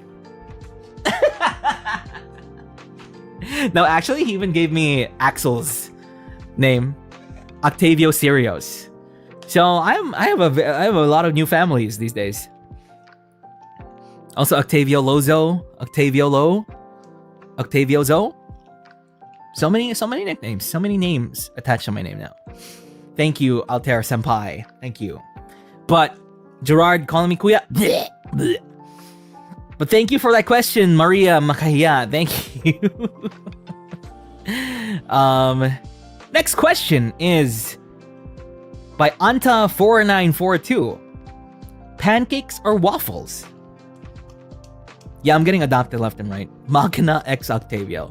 Pancakes or waffles? I think the answer is easy here, right? This should be an easy answer. What do you guys think?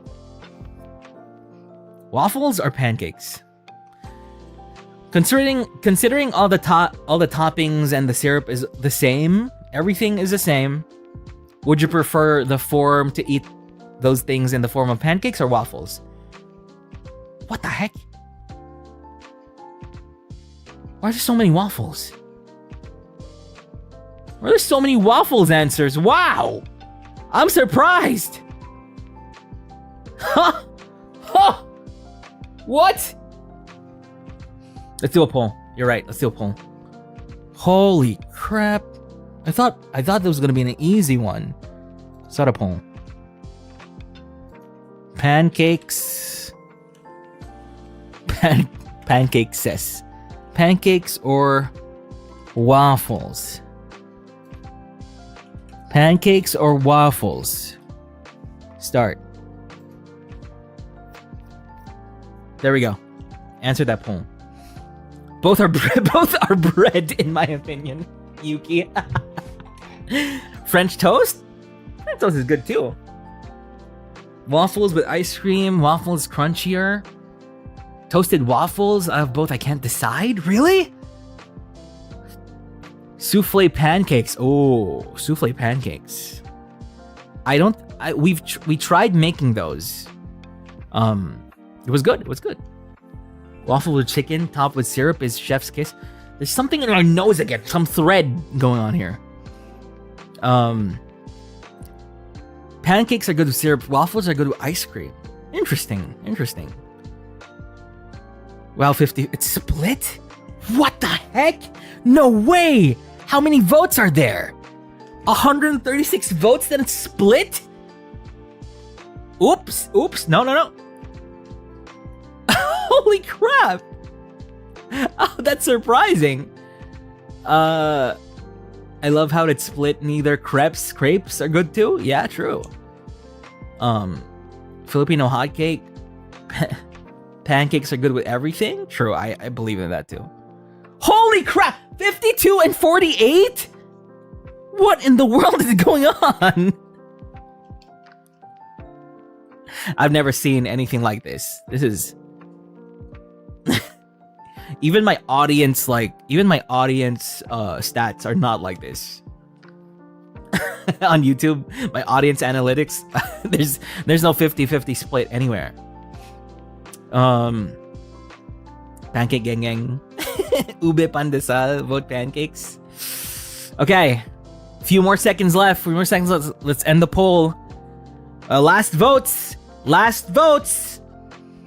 Get your votes in 10, 9, 8, 7, 6, 5, 4, 3, 2, 1. End poll.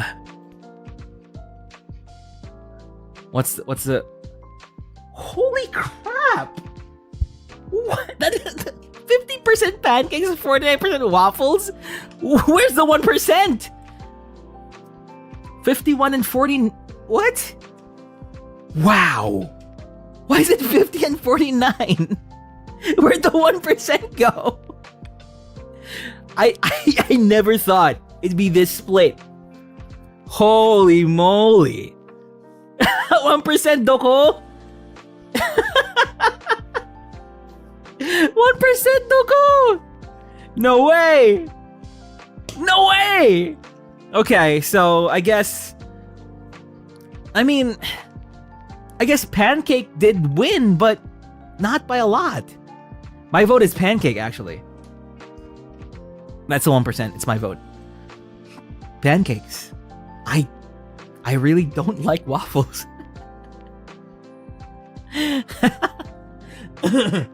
Man. As in, no, I'm okay with eating waffles, but I feel like when it comes to even the consistency, a good pancake, it's easier to find a good pancake for me than a good waffle for some reason. What kind of waffles have you tried? I don't know, not a lot. Not a lot. Though, I'd assume that waffles are better, like, in other places. Not in South Elysium, right? I feel like in South Elysium, this is a very pancake-biased place. As compared to, like, Utopia. Or Zenokuni? I don't know. Zenokuni? I feel like Zenokuni is more pancake as well. I don't know. It's giving tasteless stuff, Belgian waffle, the best. Yeah, I think here it's really like the market share is, if there's a market share for pancakes or waffles, it's like 90% pancakes. I'm pretty sure you can find millions of people in South Elysium that haven't even seen a waffle or had a waffle. But most have had pancakes. And there's a specific pancake as well, the type of pancake that you can see on the streets. Do you guys know the pancake that you see on the streets? The street food pancake? That's really good too. I love that. It's very cheap too. Waffle hot dogs? Hotcakes. Yes, hotcakes. Street pancakes. Low-key, you're making me think the pancakes are better now. I don't even know why. It's just pancakes feel more moist to me? Or so, because when it comes to waffles, it feels like it feels dry because the parts where it thins are usually kind of crispy, and more crispy and dry. And that's why it feels generally it feels drier. Whilst the pancake is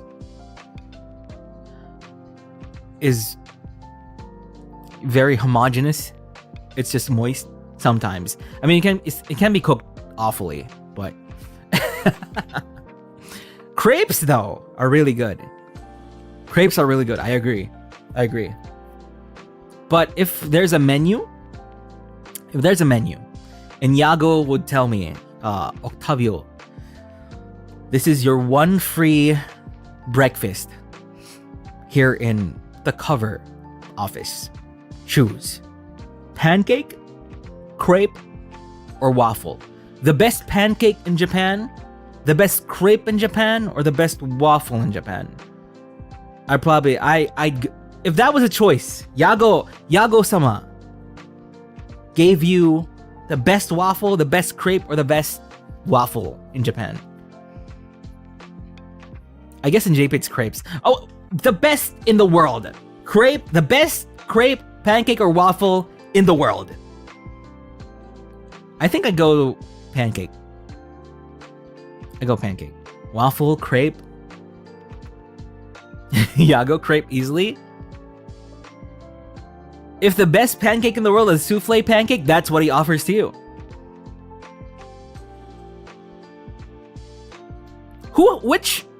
Here's another question.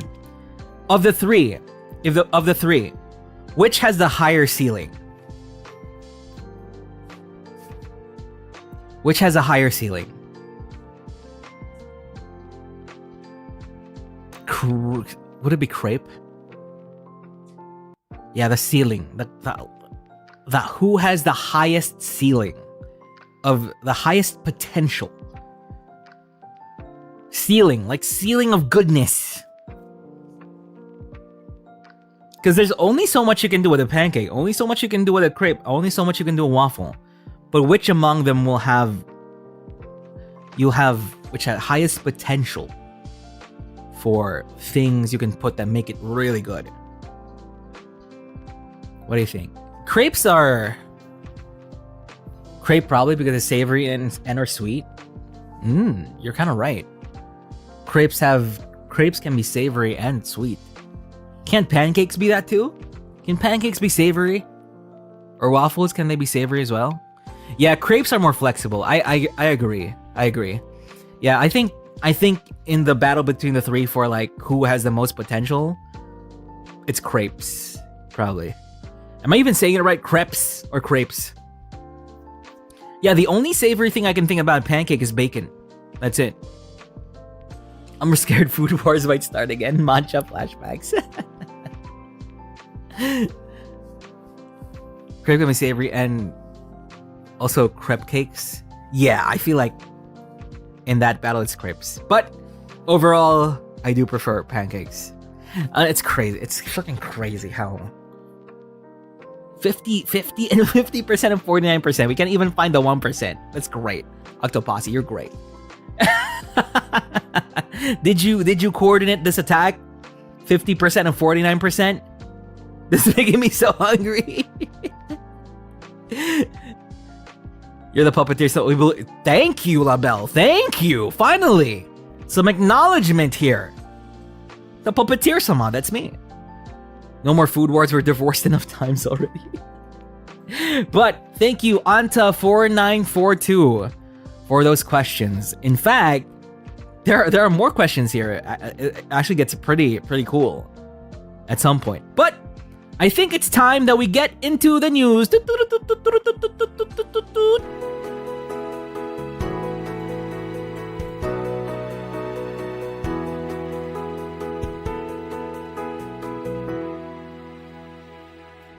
Just some little interesting news today. Just some little. It wasn't really it was a very slow week. Again, all the news articles and the games that are going to be discussed do not sponsor the stream. It's all just for informational purposes, so we can get excited about stuff. As such, we're also not going to be talking about anything controversial. No controversial stuff. We're just here to have fun, okay? All right. So, first article by Sammy Barker from Push Square. Final Fantasy VII's Tifa in Tekken 8. Harada wants you all to chill out. We all know she is attractive. This is so funny. I saw this on my timeline on Twitter. Everybody is thirsty for Tifa in Tekken 8. Who is playing Tekken 8 right now? Who is playing Tekken 8? Tekken 8 looks really good. It looks really good. Oh my god. I am this close to just literally just buying it. There have been Final Fantasy characters in Tekken previously, most notably Noctis from FF15 and Tekken 7. But what fans really want is Final Fantasy VII's well-endowed. Come on. Did you really need to describe her at all? Tifa Lockhart to be added to the roster of the latest installment.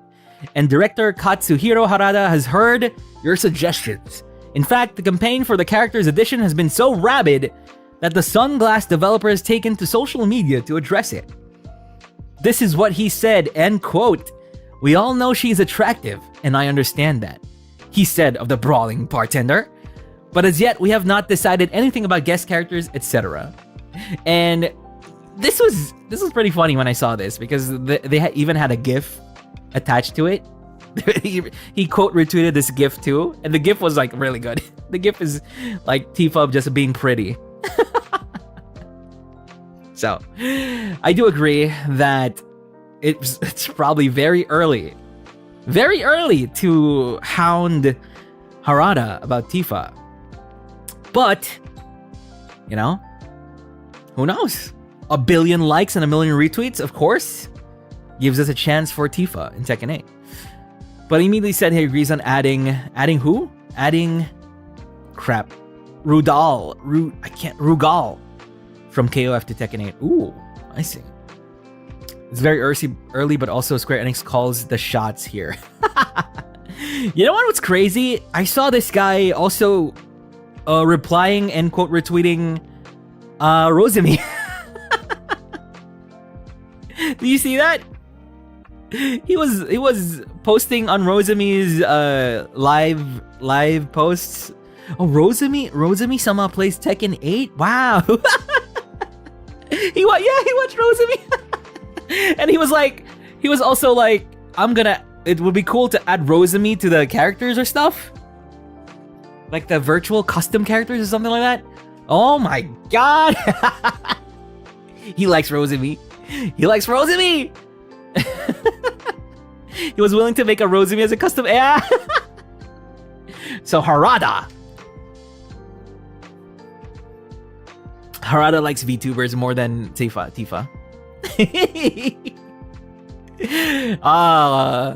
He couldn't resist the call of Rosemi-sama.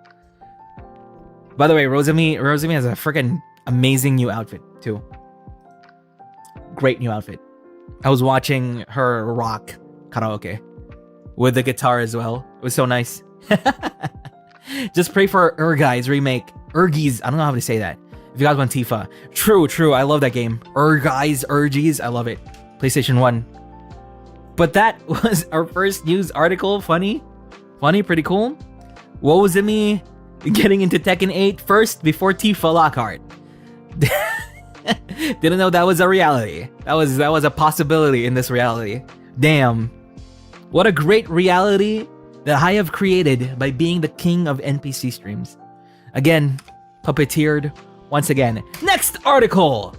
Like a Dragon Infinite Wealth is the best reviewed game in the Yakuza series. This is from Video Games Chronicle. Now this is crazy. Everybody loves this game so far. I need to play the first Like a Dragon so bad so I can get into this one. We had an article for Like a Dragon before and we talked about how it has Sujimon. It has Sujimon, which is basically like Pokemon or Digimon that you can capture. And these Pokemon are not monsters, they're people. They're people. You can capture people to fight for you. So the game has received almost universal critical acclaim. Is the highest scoring game in the Like a Dragon and Yakuza series, like the whole Yakuza series. This is crazy. So reviews for the game started to appear on Monday and have been almost universally positive to the extent the game's Metacritic score currently sits at 90 for the PS5 version, 93 for the Xbox Series X and S version, and 89 for the PC version. This makes the game, which is a 9th main entry in the Like a Dragon series, the highest scoring entry so far. Holy crap. I feel so happy for Yakuza. You guys feel that? Because I remember the time when Yakuza simply existed on PlayStation 3 in Japan and PlayStation 2. And it was big news when Yakuza 3 was announced to be localized, I remember. And that was people's first exposure to the game. And everybody was like, oh, this is GTA. This is Japanese GTA, but turns out it's different. It's completely different. It's completely different. Then all these new ones came out, but they were localized in text only. They were only still in Japanese VO. But I guess Yakuza 0 arguably made its popularity explode in the West. Oh, really? Really? But before it was in the West, Yakuza was really popular still in Japan. Yeah. But people definitely misread Yakuza in the beginning as like a GTA clone. But really, it wasn't. It's completely different. But these GTA have crane games, karaoke. Yes, exactly. Yakuza 0 is pretty great. I haven't even played Yakuza 0. I've only played 1, 2, 3, 4, 5. That's what I played. Wasn't Shenmue like an early Yakuza? I guess, yeah, that's more... That is... Shenmue shares more with Yakuza than Yakuza shares with GTA. That's what's up. Agree. But wasn't really popular outside of Japan until Zero was released outside of... Okay, I see. If you want to play the series, I heard that you need to play Yakuza 1 before 0 for the best experience. I'll need to play the... They remade 1, right? 1 and 2? Crap, this is gonna be a really long heckin' series. I'm gonna start from scratch. I honestly just want to start from Like a Dragon, the first Like a Dragon. Just because it has a new protagonist. And I do have experience with Yakuza anyway, from 1 to 5. Though that's 1 PS2, 2 PS2, 3 PS3, 4 PS3, 5 PS3. I've never played 0. I might need to start with 0. Honestly, 0 can be played first. How long is 0? HLTB Yakuza 0. 31 hours. Oh my god. Okay then. We'll see what I feel about how we play Yakuza. You play the OG version? Yeah, I played 1 and 2 on PS2. 1 and 2 on PS2 had English VO. That's crazy. So when I played Yakuza 3 on PS3 and it was the Japanese VO, I got kind of whiplash. I was like, I had to get used to it.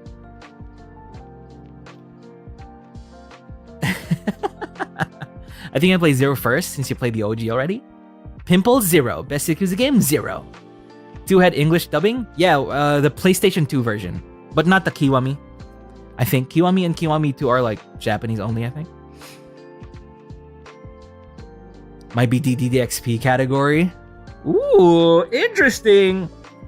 Oh! I do want to play Yakuza. I think it's going to be worth it if we play Yakuza as a DDXP. Yes! So, Like a Dragon Infinite Wealth. This is crazy also because I remember the director for Like a Dragon left or something. So, the people handling this current Like a Dragon is, I think, different. Like, the director is different. If I remember correctly. Yeah.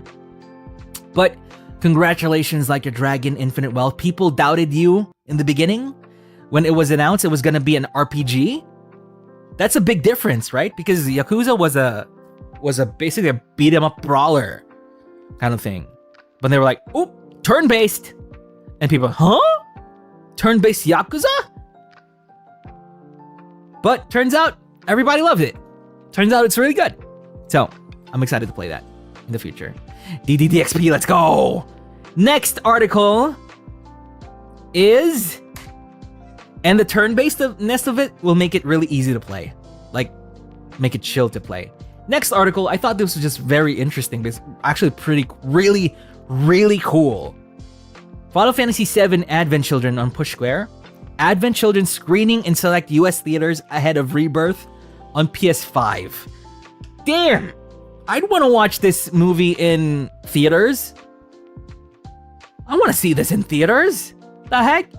The first time I watched this was on PSP. I can't believe that happened. I watched it on PlayStation Portable. What the heck?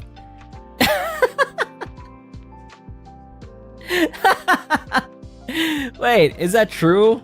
I wonder if Advent Children PSP. You can literally buy it right now for $30 on PlayStation Portable.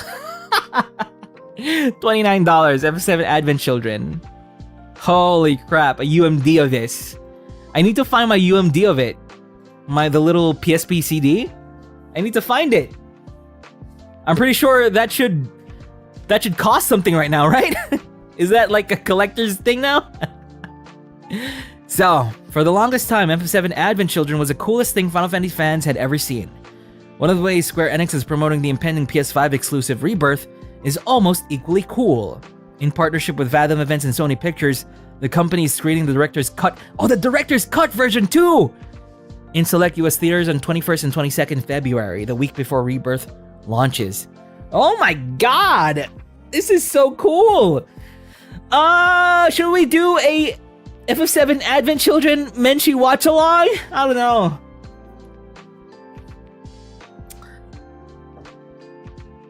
I think I have a feeling we should do that during FF7's release, Rebirth's release. Menshi watch along, Advent Children, Director's Cut. Yes! Yes! I miss Kadaj too! People hated the initial release of Advent Children, but I was like, oh, this is perfectly fine to me. I love it. I love it so much. Can you do that? FF7? Please! I mean, we can watch anything in watch-alongs because I don't even show it on stream anyway.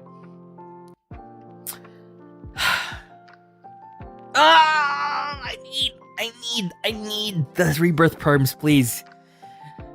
They already emailed. I'm just waiting for the update, please. Please. We'll see. But yeah. Yeah, the only thing banned is Disney stuff. Literally anything Disney, even if it's not on screen, even if you're not, anything is not on screen. In audio or video, you just can't. No Disney. Nuh-uh. So yeah, that's pretty cool for the people in the US. They get to see Advent Children in the theaters. And what's great is that if you're gonna see this movie in theaters, you're probably gonna see it with a lot of FF7 fans. And it's gonna be hype. It's gonna be hype as heck. Hype. You know? That's great. You guys are lucky. You guys are so lucky. So heckin' lucky. Next article is... Oops. Yeah, Holo Japan has Kingdom Hearts perms. They're just very strict with English overseas talent compared to JP talent. Next, evidence of impending Elden Ring DLC reveal mounts. YouTube playlists primed tinfoil hat theory from Push Square. The wait for Elden Ring's eagerly anticipated Shadow of the Erdtree expansion has been long enough that we've been forced to question our sanity several times in the years since it was revealed, but haven't quite gone hollow yet. Following a trail of breadcrumbs that began with some gaudy custom controllers and spurred on by the addition of files discovered in Steam's backend, Bandai Namco updating its various YouTube playlists is the latest seemingly unconnected event that gets us incredibly energized. Elden Ring content creator Zeo Storm continues the great work of the Golden Order that the Elden Ring YouTube playlists have both recently been updated. They've been updated. And what's in them? This, along with the above, suggests that an English language announcement trailer could be in the chamber, locked and loaded, and adding further weight to a February reveal or even potential release. So, looks like the Elden Ring DLC might come soon. I loved Elden Ring. Have you guys played Elden Ring? I really like Elden Ring. But I did play Elden Ring with the multiplayer mod long ago when it released. The seamless multiplayer mod. So I played the whole game with a friend. It was so cool. It was like a nice little road trip, hiking trip all over freaking all over the world. Yeah, seamless co-op, yeah. It's so fun. So good. I don't know if I'll be able to play this though on stream, but I am excited. I want to see what's up with Elden Ring. I'm mostly excited for a possible freaking Bloodborne 2. That's what I'm really looking forward to. Bloodborne 2, please. Bloodborne 2. Yes. I hope that happens soon. But Elden Ring news. Cool. Next article is just a little rumor because I love this game as well. Assassin's Creed 4 Black Flag Remake is now in active development. That's a rumor though. That's a rumor. Wait, I saw something. First time watching, feels nice to listen to a chill stream. Also, your model is wonderful. Thank you so much, Nessie. Thank you. Welcome to the stream. Assassin's Creed 4 Black Flag Remake is now in active development. So they say. There is evidence that it's in development. Word of the supposed project spread last summer when the title was said to be in its very early stage at Ubisoft Singapore. However, relatively fresh updates on the lead artist's LinkedIn profile confirmed that a chunk of the team had been moved over to an unannounced project from September 2023 onwards. Then previous reports say probably Black Flag. Pretty cool, pretty cool. However, I'm not sure if it needed a remake.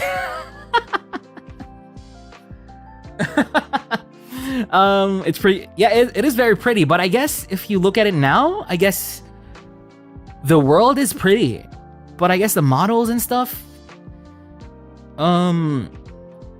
it still looks good, but I'm sure they can make it really immersive and really nice as well. And just imagine, the thing I really liked about this was the shanties. Was just going on a trip on your ship, and then the shanty music in the background.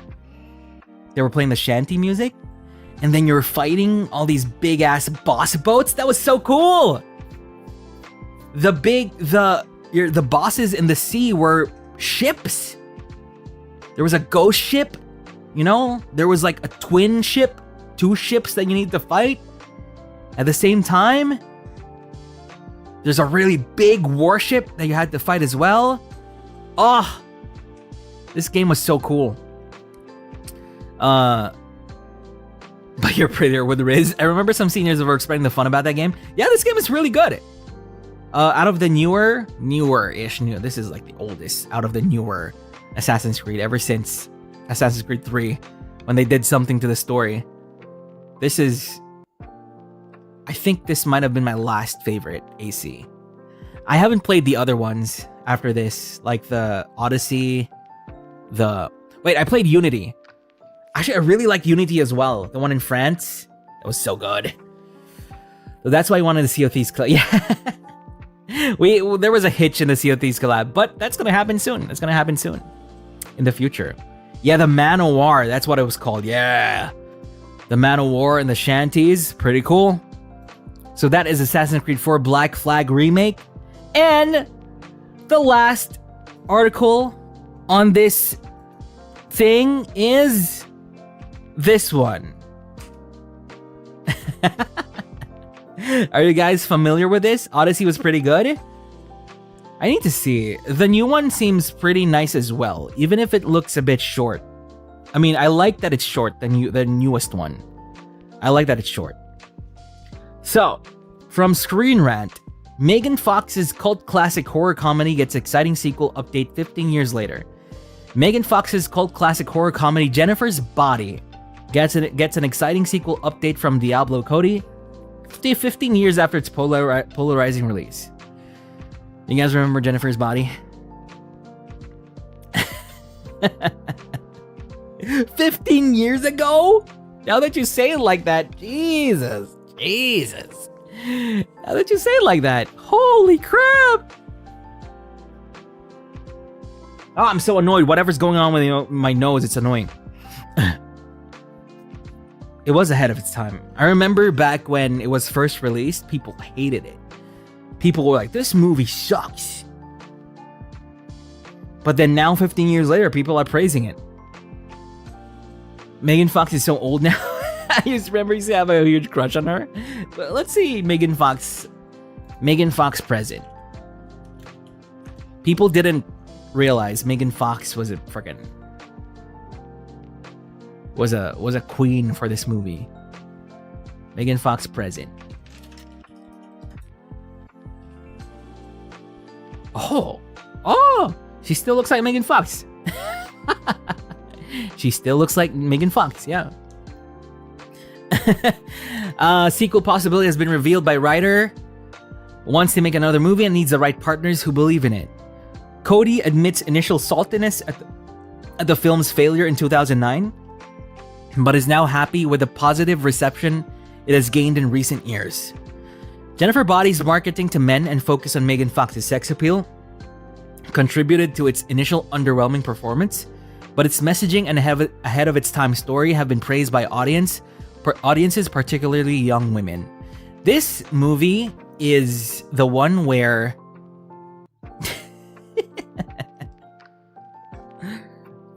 it's body horror, right? It's body horror. That's the best way for me to explain this.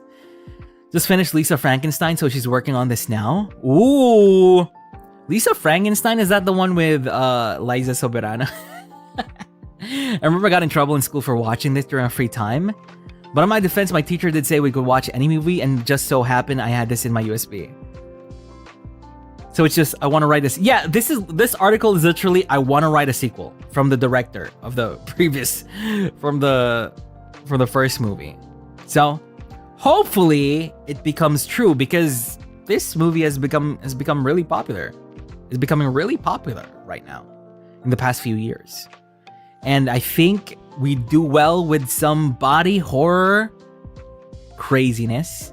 And related to that, a question submitted by Naomi9413, last OcTalks from long ago, 2 weeks ago maybe? They asked, understand if this is a little PG-13, but I'm curious to what your opinion is of body horror in art and media. Since you come in from a background of liking anatomy and stuff, I personally really like abstract body horror. Something about giving the human body certain characteristics of objects is really appealing to me. Hope you have a good day. I was just waiting for some good body horror news to come out before I got this question from Naomi9413. But I freaking love body horror in movies. And I really love it when they do it with practical effects. Yes, practical effects. But honestly, now that I'm thinking about body horror in movies, it's kind of hard for me to think exactly of what is body horror, because I think a lot of horror does involve body horror. Is, for example, in Alien, you know, where the alien comes out of the stomach, that's body horror, right? That's considered body horror. Slashers, yeah, anything that has that does mutilation of the body and stuff like that. Oh, I love it so much. I only like it when it's practical. Here's the thing I feel like Gen Z is lost on Gen Z, I guess, or what, Gen Alpha, whatever, is that whenever they see like practical effects in movies, like in horror, because there's a thing about practical effects is that they can kind of look weird. They can kind of look animatronic and weird sometimes. But I feel like, especially for the kids these days, when they see that, it's like, what the heck is this? What the heck? This looks terrible. The CG and, I don't know, Transformers is way better. Or stuff like that. Marvel movies, oh, that's a good effects. But then they see like actual practical effects being used, and they're like, huh? It looks like a puppet or something like that. But that line takes me out. I like watching behind the scenes stuff behind practical effects. It's so interesting to see them figure it out. I have some thoughts about Marvel movies. I'm not gonna talk about Marvel movies at all. I'm just gonna mention it here and there, but I'm not gonna talk about it any deeper. I need to watch Skibbity Toilet. What the heck? I haven't even watched it. No, I haven't watched those. This is why I also wanted to do this topic.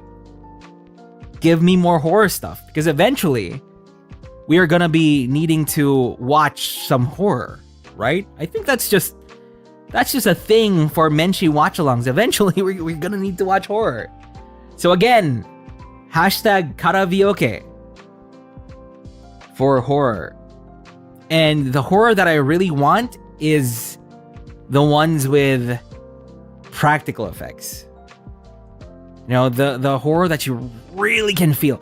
Actually, I was talking with Merriweather the other day. They recommended me this movie called well, this isn't body horror, it's more analog horror. It's called, where was it? Let me bring up the conversation here. It's called, where was it? Skinamarink.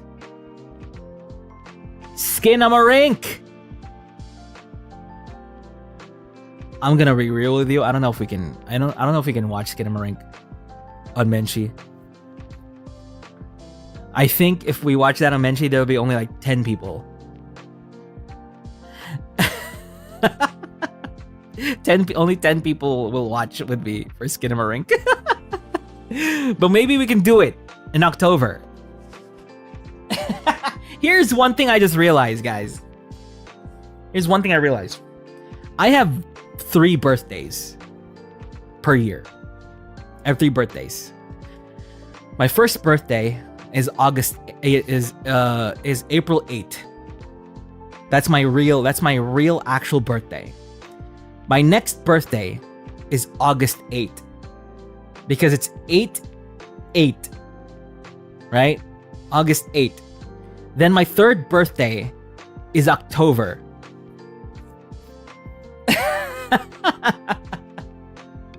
So, me and my mane have been talking that these are my months.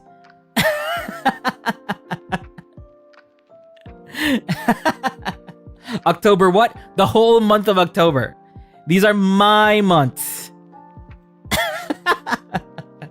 Actually, I didn't even realize it. It was my mane-san that was like, wait, you have 8/8? You also have October? Huh? And 8/8/88. Yeah, 8/8/88.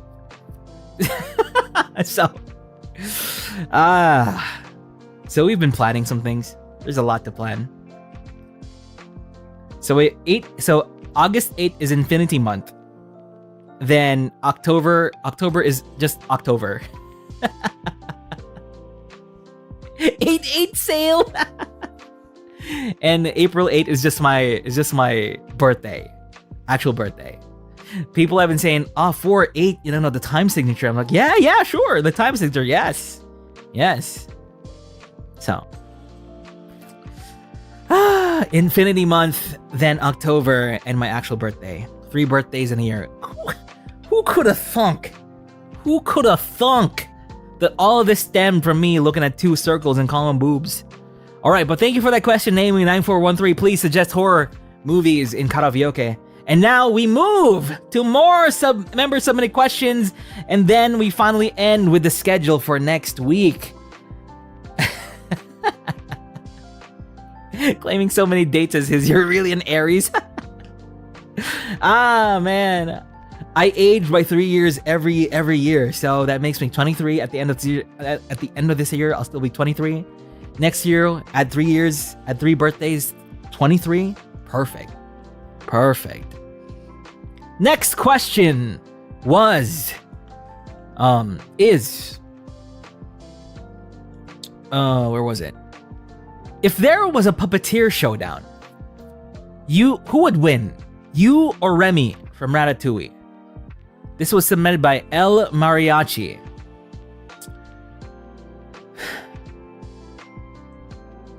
The heck is Remy? I haven't even seen Ratatouille. This caught my eye just because I saw the freaking replies to it. I saw the replies. You all say Remy. I was like, huh? I haven't seen Ratatouille. What does Remy do? Remy Sweet, what does he even do? He just controls a chef. He can cook, so what? I can cook as well. I can cook. I'll show you one day with my mango pizza. I've been doing research. With my mango pizza. You're gonna see. You're gonna see my cooking skills. I can puppeteer that crap. So, my answer to this El Mariachi is I'm gonna win. And that's final. Hong Kong, Remy best rat. Also, Ratatouille is my favorite movie of all time. Watch it. My Mane-san suggested a movie for me to do a watch along. Have you guys heard of Ratatouille? Ratatouille.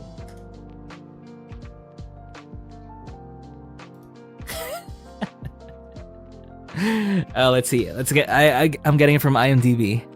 Here it is. IMDb. Ratatouille.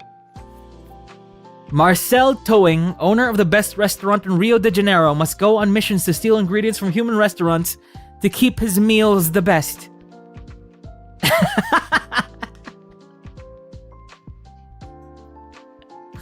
And he was like, how far will you go for a bit?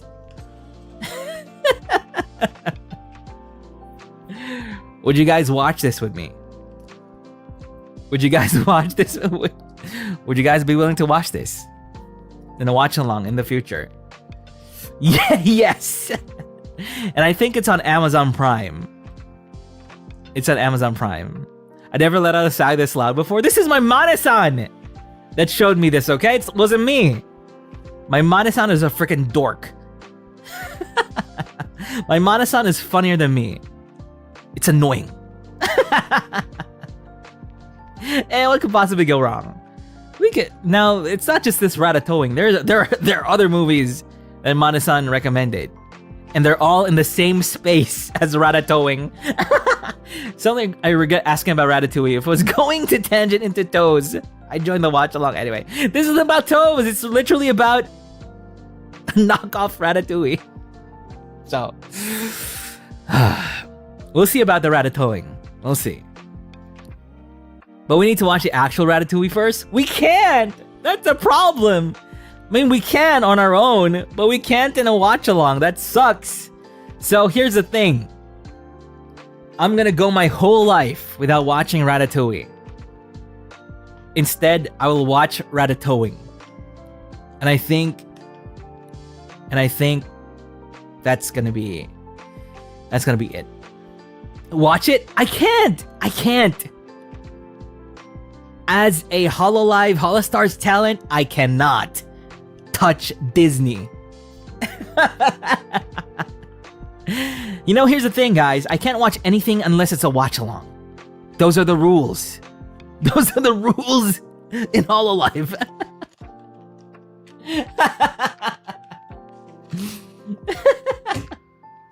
I don't make the rules. Those are the rules. Watch it on my own. I only exist when I'm on stream. When I'm off stream, I don't exist at all. Holy crap, existential crisis. Ah! It's all... Object permanence. Object permanence. What lore? The object permanence be permanencing. Alright, I do exist. It's the guy tweeting. I am tweeting. You're right. You got me there. Okay, I'm gonna watch Ratatouille first before Ratatouille. Okay, that's final. Thank you for submitting this question, Mari. Thank you so much. Thank you. Next question was given to us by Chalk Warrior 5542. I have a bit of an odd question. In the image released when you and the rest of Armis were announced, the one with the art that you use for your channel banner, you seem to be hovering in the air. If you are, how are you doing that? Now, this question got my attention because I'm like, what? I'm what now? Can you show us? Where even is it? How do I find that? Actually, that's why I wanted this. I wanted to get this question because I'm like, where is it? I wanted to. Where is the art anyway? The merch art? Armis merch. Armis starting merch. I'm searching it up. Oh, here we go. I'm gonna save it. Okay, let's analyze this.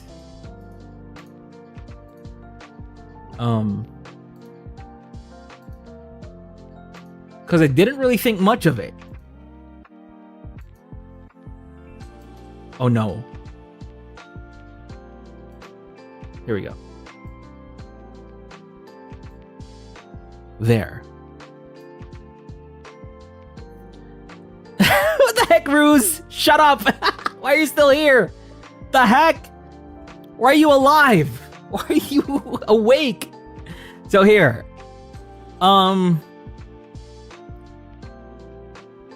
Now that you mention it. What? Oh, no. There's an explanation for this. No.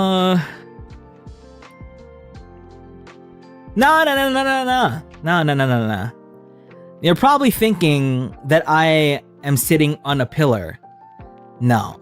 I'm actually not. What did I do? What did I do during this photo shoot? Let me see. Let me remember the exact circumstances of this photo shoot. So we were in the middle of South Elysium in the desert. Then Cover was like, we're gonna give you a photographer for this thing. Okay. All right. Then what did I do during this specific moment? I think Ruse is right. Because I would never sit on any of these dusty ass, sandy ass rocks in the desert. No way.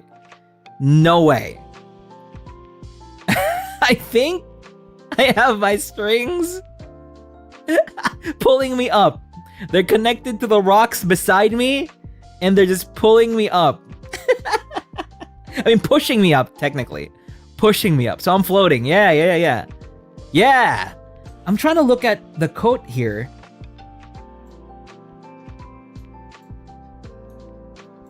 Because I don't see...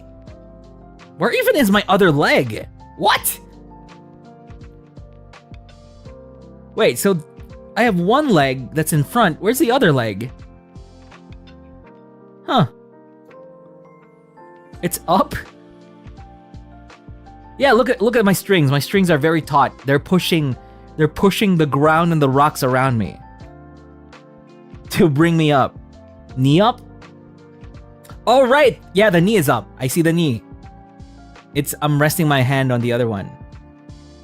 But the thing is, if I was sitting, there should be some wrinkles in the coat, in the jacket. But I don't see no wrinkles on the jacket. And I did tell you, I would never sit on anything in the Badlands that's dusty and sandy. So, I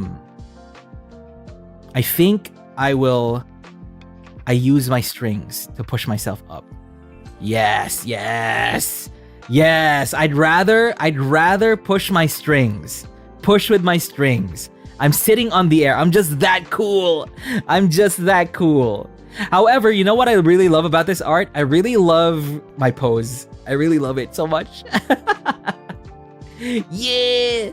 My pose is so good. Who is puppeteering? It's me! It's me. I'm not puppeteering. No! What?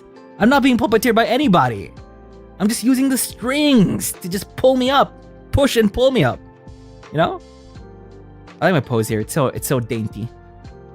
I'm like, damn, I'm so cool. Gibby, Gerard, Ruse is cool. Gibby Gerard just standing there fine. Cool. Ruse is like has his arms over his shoulder with the axe. Cool. But damn. I'm like, I have my hand on my right knee. My hand is outstretched in front of me. It's like I'm trying to control Gibby. It's like I'm trying to control Gibby. Yes. Oh, I love it. Your strings are so durable. Yes, they're magic strings. Magically infused strings. They're neon. They blue neon. They're like lightsabers, but strings. I can imagine yourself sitting in a narrow pillar and balancing yourself like how you fit yourself in a very crowded Jeep. You know, like how Gerard pushed me to the edge of the seat in my Holo Expo. In the Holo Expo photo shoot that we did. Yeah, exactly. Fun fact: you're seen floating at the end of the Bloodhounds MV. It's a very yes. You're right. I did float. See? Yeah, I'm just really cool like that. I'm so cool like that. I did that. Yeah, I remember these photo shoots. These when we were shooting, when the director was telling us, you know, do a cool hero shot, and I was like, yeah. I flew up. I'm a bird. And I also did say during Hake's interview that I can use my strings to fly around the tavern like Spider-Man. These are just the many things a puppeteer can do. Don't doubt it. Don't question it. I can just do all of that. And control string cheese. Yeah, exactly. You raised me up, Canon, now. No! He was a fairy. Damn it. Damn it. You raised me up. But thank you for that question, Chalk Warrior 5542. What a nice observation. What a great observation.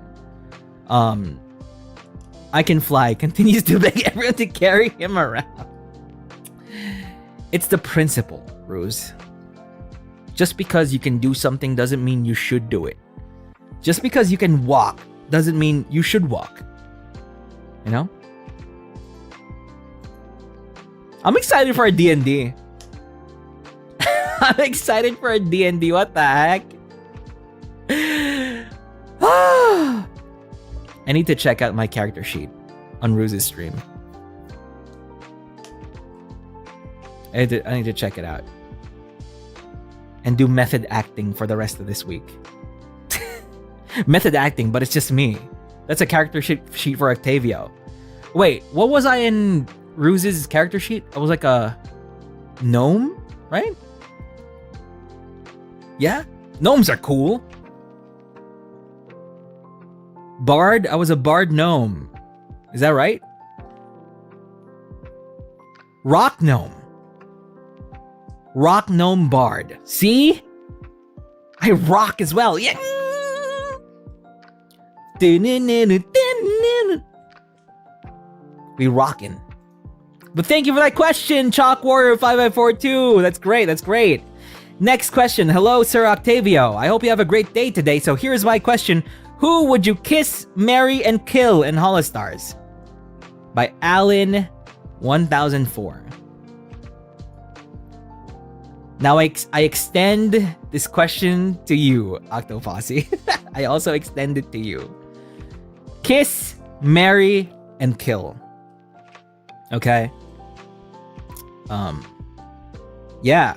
Who would you kiss which homie would you kiss goodnight among Holostars? This is Holostars, not just EN, but including JP. Including JP. Okay. Ooh boy, let me bring up the Holostars site. Holostars website so I can check everyone in real time.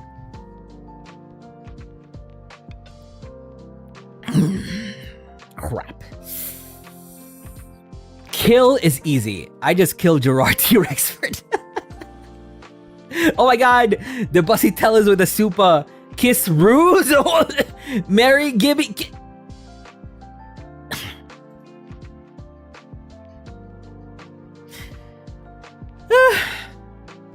Too bad you can't kill me. Too bad I have my strings attached to you. You know? Even if you point a knife at me, like, tug the strings. Oh no, I can't do what I want. Ah, crap. You can kiss Ruse, you can marry Gibby, whatever. But kill me? You can try, but you can't. You literally cannot. Boop. Tug of a little string. Boop. You know? Easy peasy. Alright. For me, I kiss...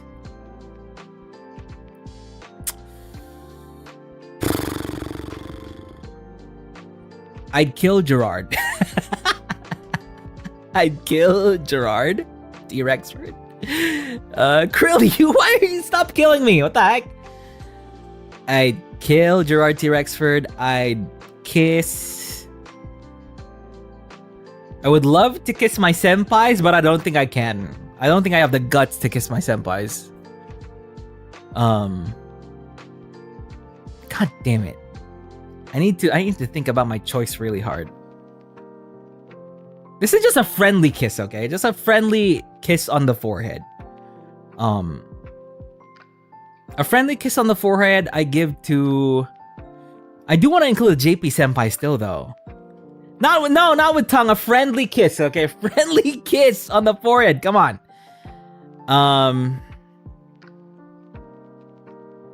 I I'd kiss. Crap.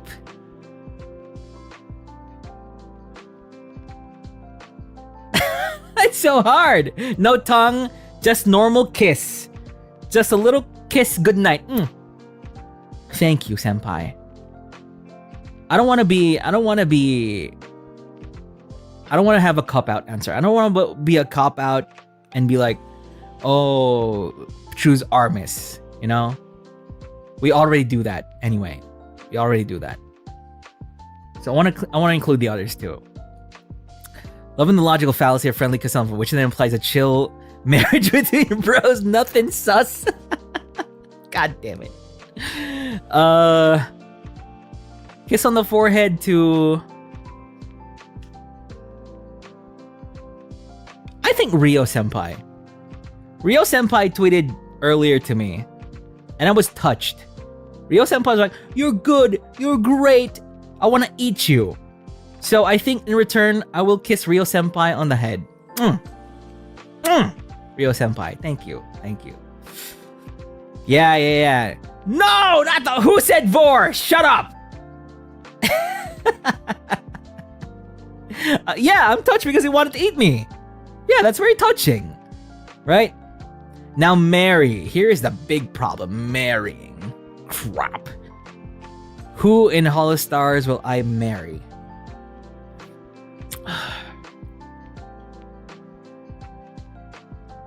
Marry Haka?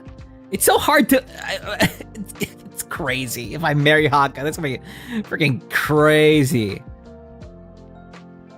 Crap. I can't marry Shinri because he's my dad. I can't marry Betel as well because he's my dad as well. I can't marry Altair because he just adopted me as his brother. I can't marry Flayon as well because he literally sibling zoned me earlier. I'm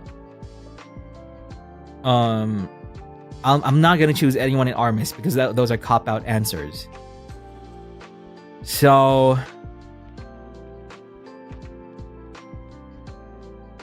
I guess the only choice is to marry Axel Sirius. Okay. We're marrying Axel Sirius then. We can bond over Final Fantasy VII. You know?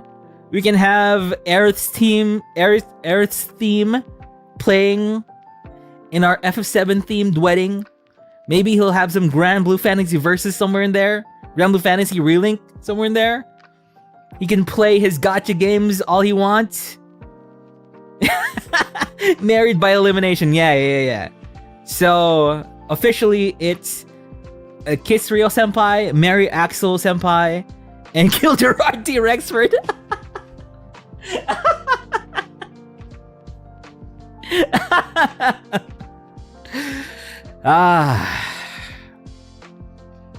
Dibs on best man. Okay, Grace, you're the best man.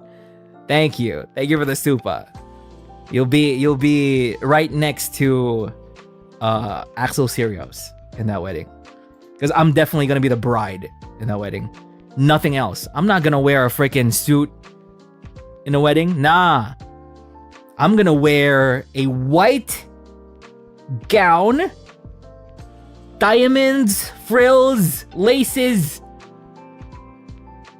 the works, gloves, a veil with like flowers in the veil. Yeah. Dibs on being the priest. Nothing else. Okay, so thank you for that question. Who was it that asked that? Who are you that asked that? Alan 1004. Dibs on baking the cake. Okay, we got a baker now. We got Bubby Gator's gonna supply the cake. Grace is gonna be the best man, and we got Trixie as a priest. I think we have everyone, right? That's everyone. Oh, we don't have the maid of honor yet. Who wants to be the maid of honor? Sound off in chat. Maid of honor. Flower girl. Eisenor is a flower girl. Yeah. Who was the first who said me? Morning Dew. Morning Dew is the maid of honor. Okay? Morning Dew, you're gonna help me throughout the whole ceremony. You're gonna help me choose everything from the flowers to the... I don't know. What else is there to choose? Food, I guess. Food. Ring bearer? Gate crasher?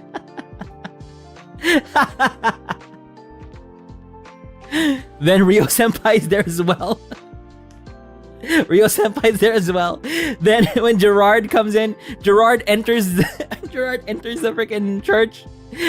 My strings just go. I just deploy my strings. Decapitated. Mario, are the vows gonna be you weren't my first choice, but fate decided? Yes, exactly. Just by virtue of elimination from the Holostars EN Senpai, you are the chosen one. Marinette dibs on being the person that says, I object! Oh no, not the I object, no. Yeah, we're gonna kill Gerard at the wedding. We're also gonna kiss Rio Senpai at the wedding. Okay?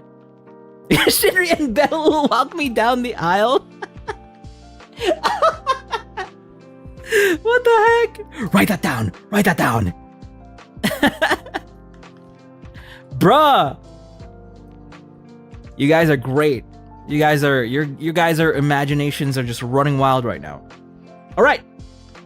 So thank you, Alan, for that wonderful question. I think we got two more. These last two are gonna be a little bit more serious, I guess. Where was the other question? It was submitted by Mordred. Now, Mordred's submission is really long, but basically, I read it all though. But I basically boil it down. We boil it down to how do you overcome imposter syndrome? Now, I'm sure a lot of you have experienced imposter syndrome at some point, right? But honestly, I don't have the answer to that. But I do have experience with imposter syndrome, for sure.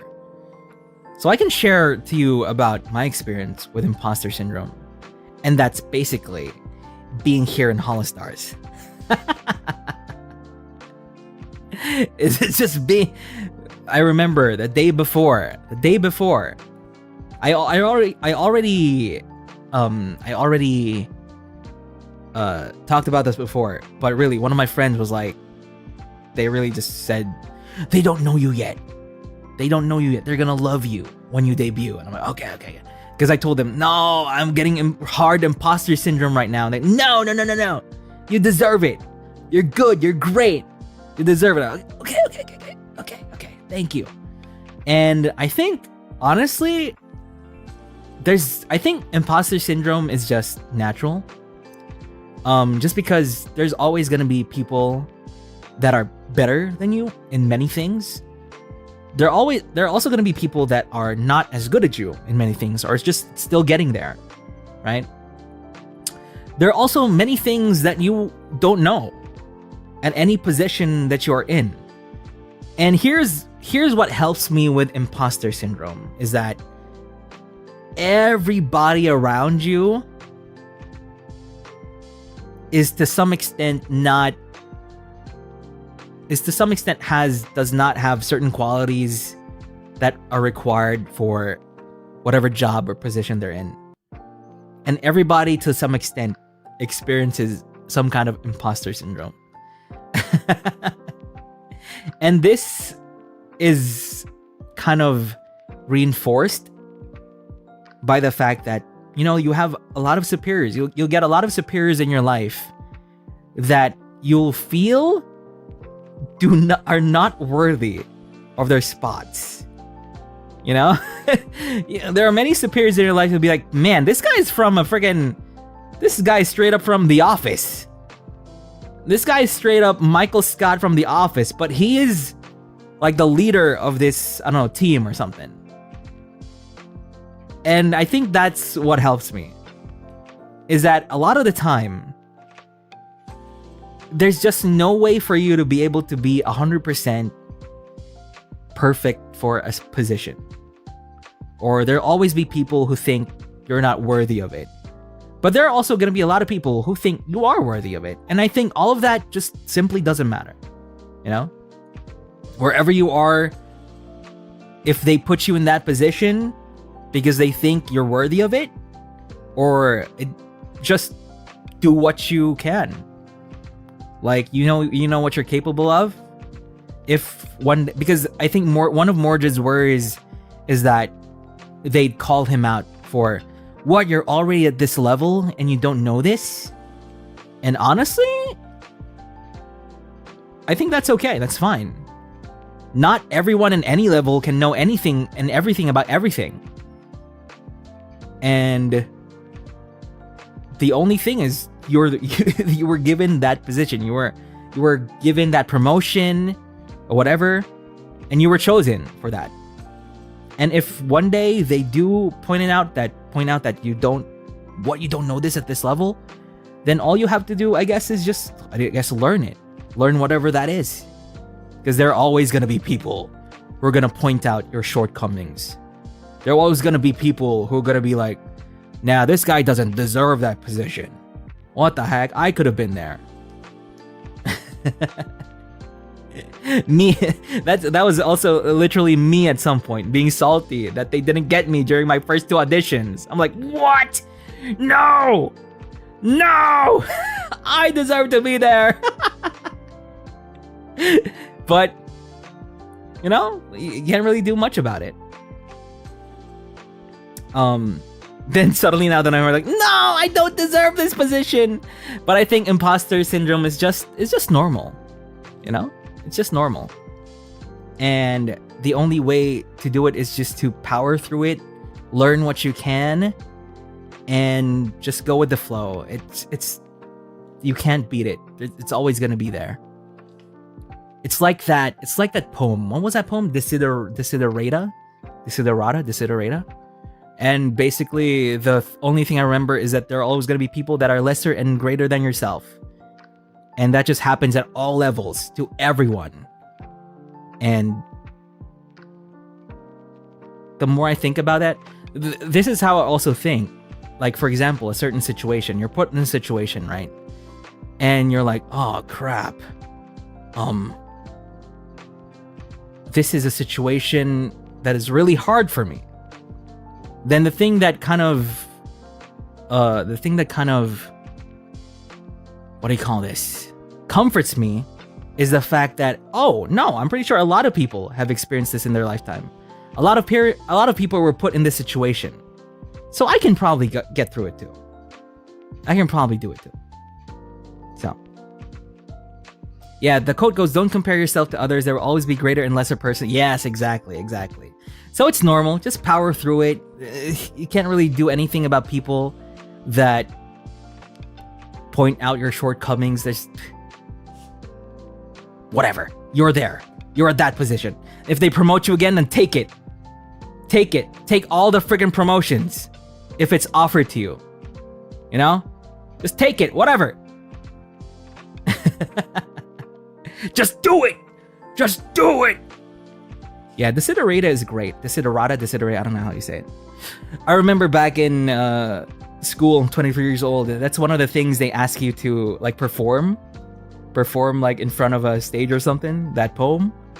And I remember our professor was like, yeah, perform this. You need to perform the correct way. And we were like, what's the correct way? What's the correct way? And the performance people always do of that poem is very intense, when really the performance of a poem, he said at least, is supposed to be like very, very soft and gentle. So I don't know. You are a child of the universe no less than the trees and the stars. You have a right to be here. Yes! Such a good poem. Such a good poem. I didn't appreciate that poem in the moment, but now I just read that, and there's no wonder the old people keep recommending that freaking poem.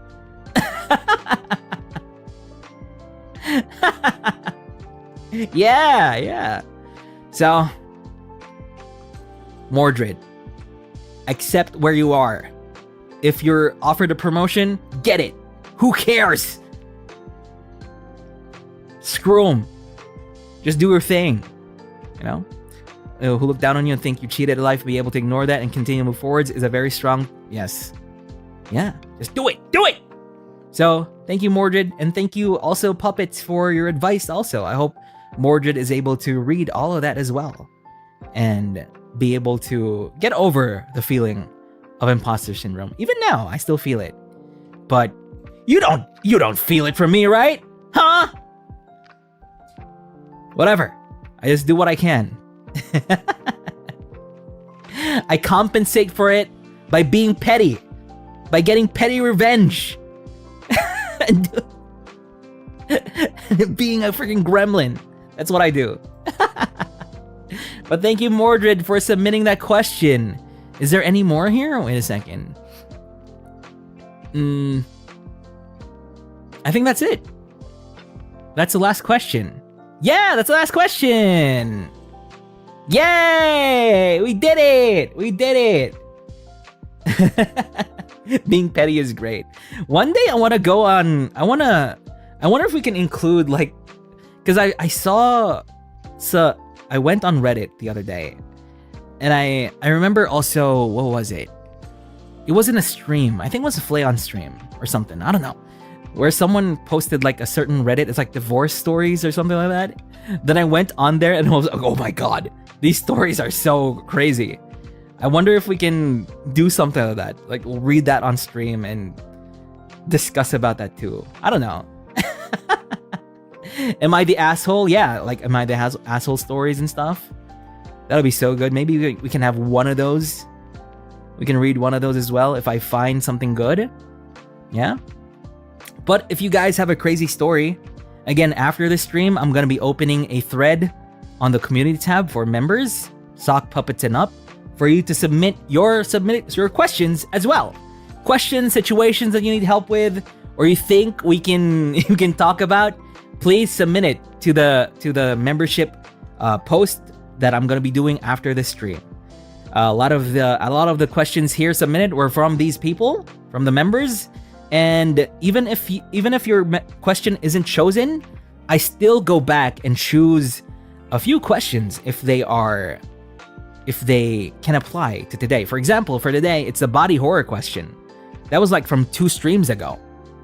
But I still included it now because we had something to talk about when it comes to body horror and horror movies. So, just submit them and we'll get to them eventually, hopefully, if it feels right. Okay? Go wild, guys. Yes, go wild. Do you want to hear about how my ex reached out to me yesterday mid-Batsu? Do it! Do it! Submit it! Do it! Talk about it. I love that crap.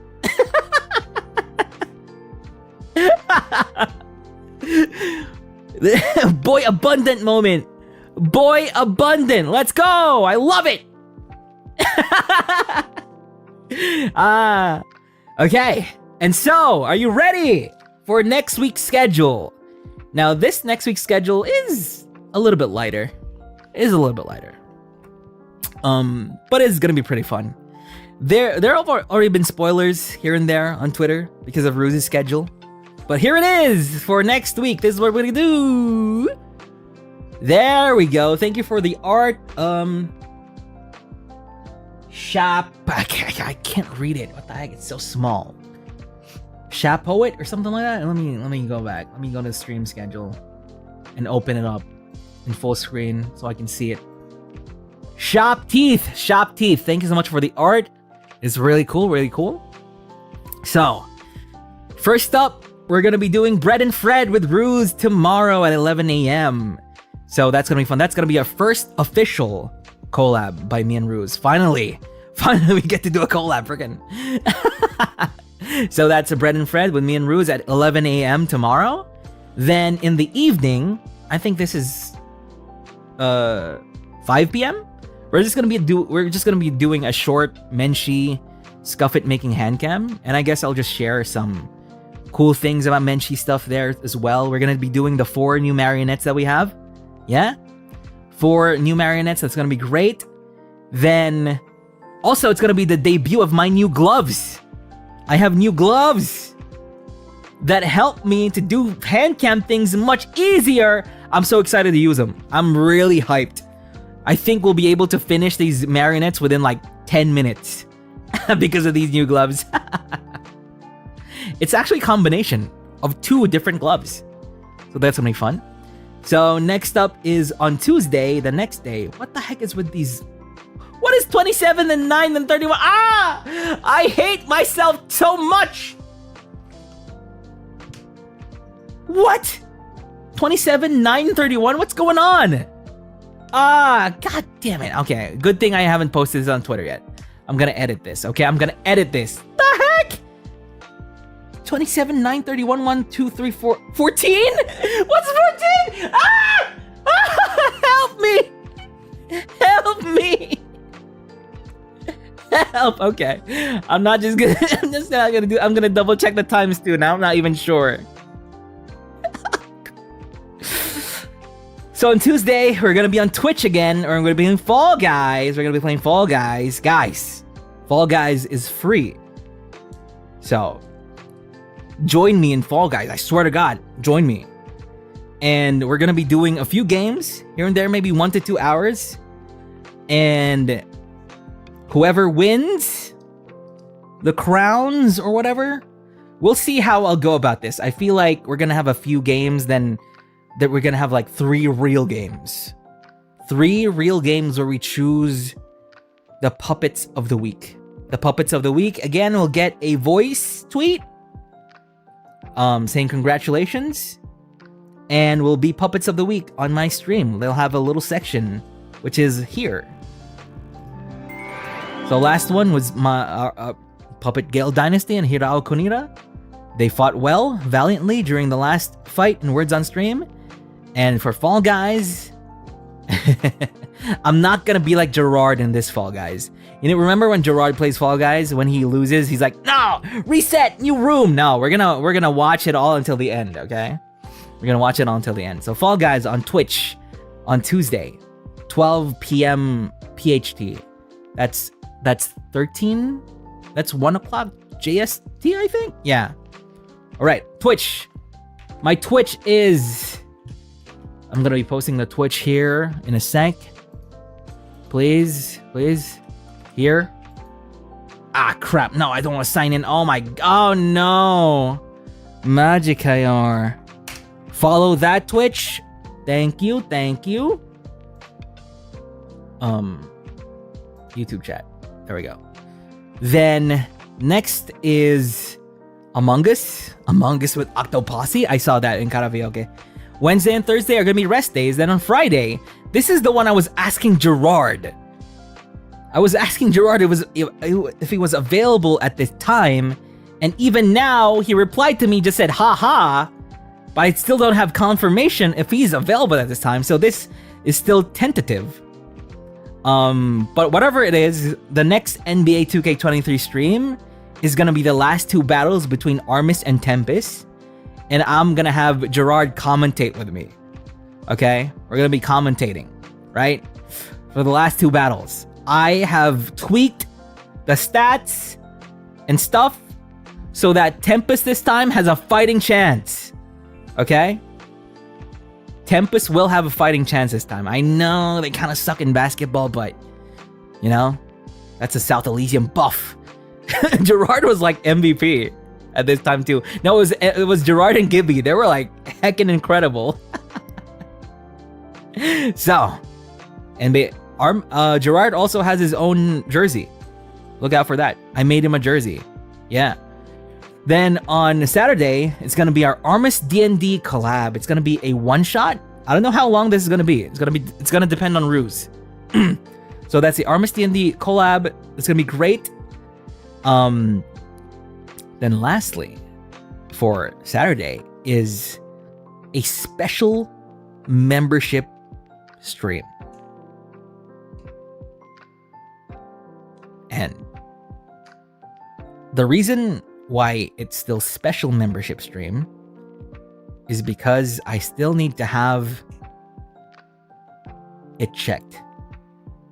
I still need to have it checked. One final check by Manasan and legal, to be sure.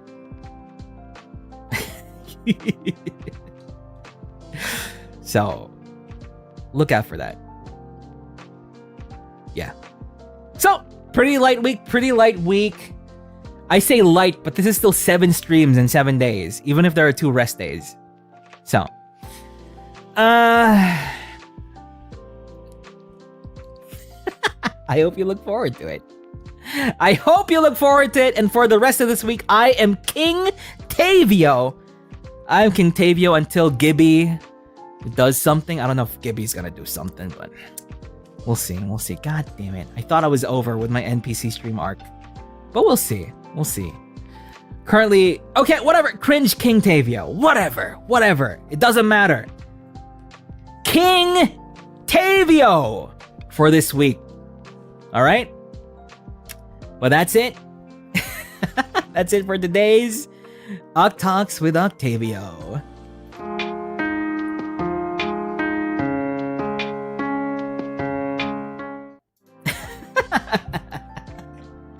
But guys, thank you so much for watching today's OcTalks. It was really fun.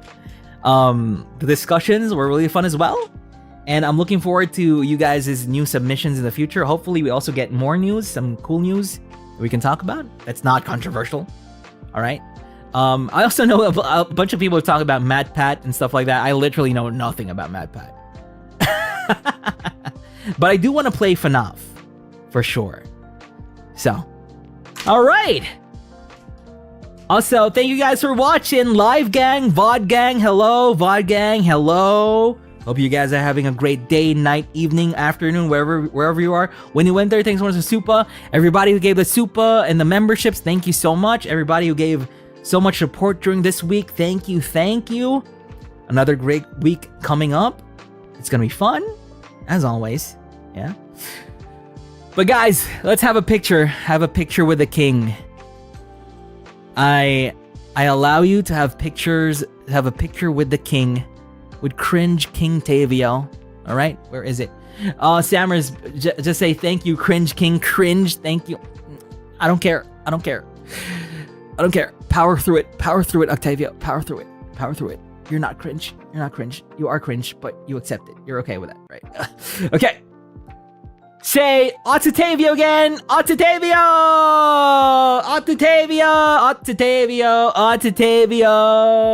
Thank you so much for watching, guys. Let's see each other again. Until infinity. Goodbye. Just kidding. Let me control you.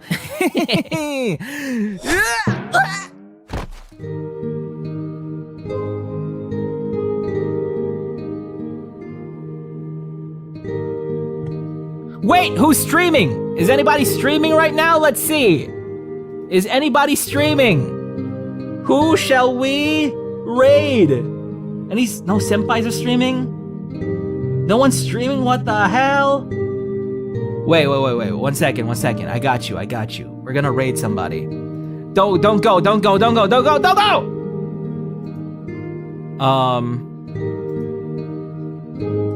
Oh, Izuru on Twitch. God damn it, I can't raid on Twitch. I guess we're gonna raid Mary. Mary is live right now. What time zone is Mary? He's always live at SEA friendly times. So, we're gonna raid Mary. Let's do it. Please say hi to Mary the dog. Again, Mary's great. They invite us a lot to his collabs. So, thank you so much, Mary, for that. And I'll see you guys next time. Yeah. Infinity. Yeah, that thing. Yeah. Yes. Oh my god. How do I end stream again? I forgot. How? Bruh. What the heck? What's going on? Goodbye.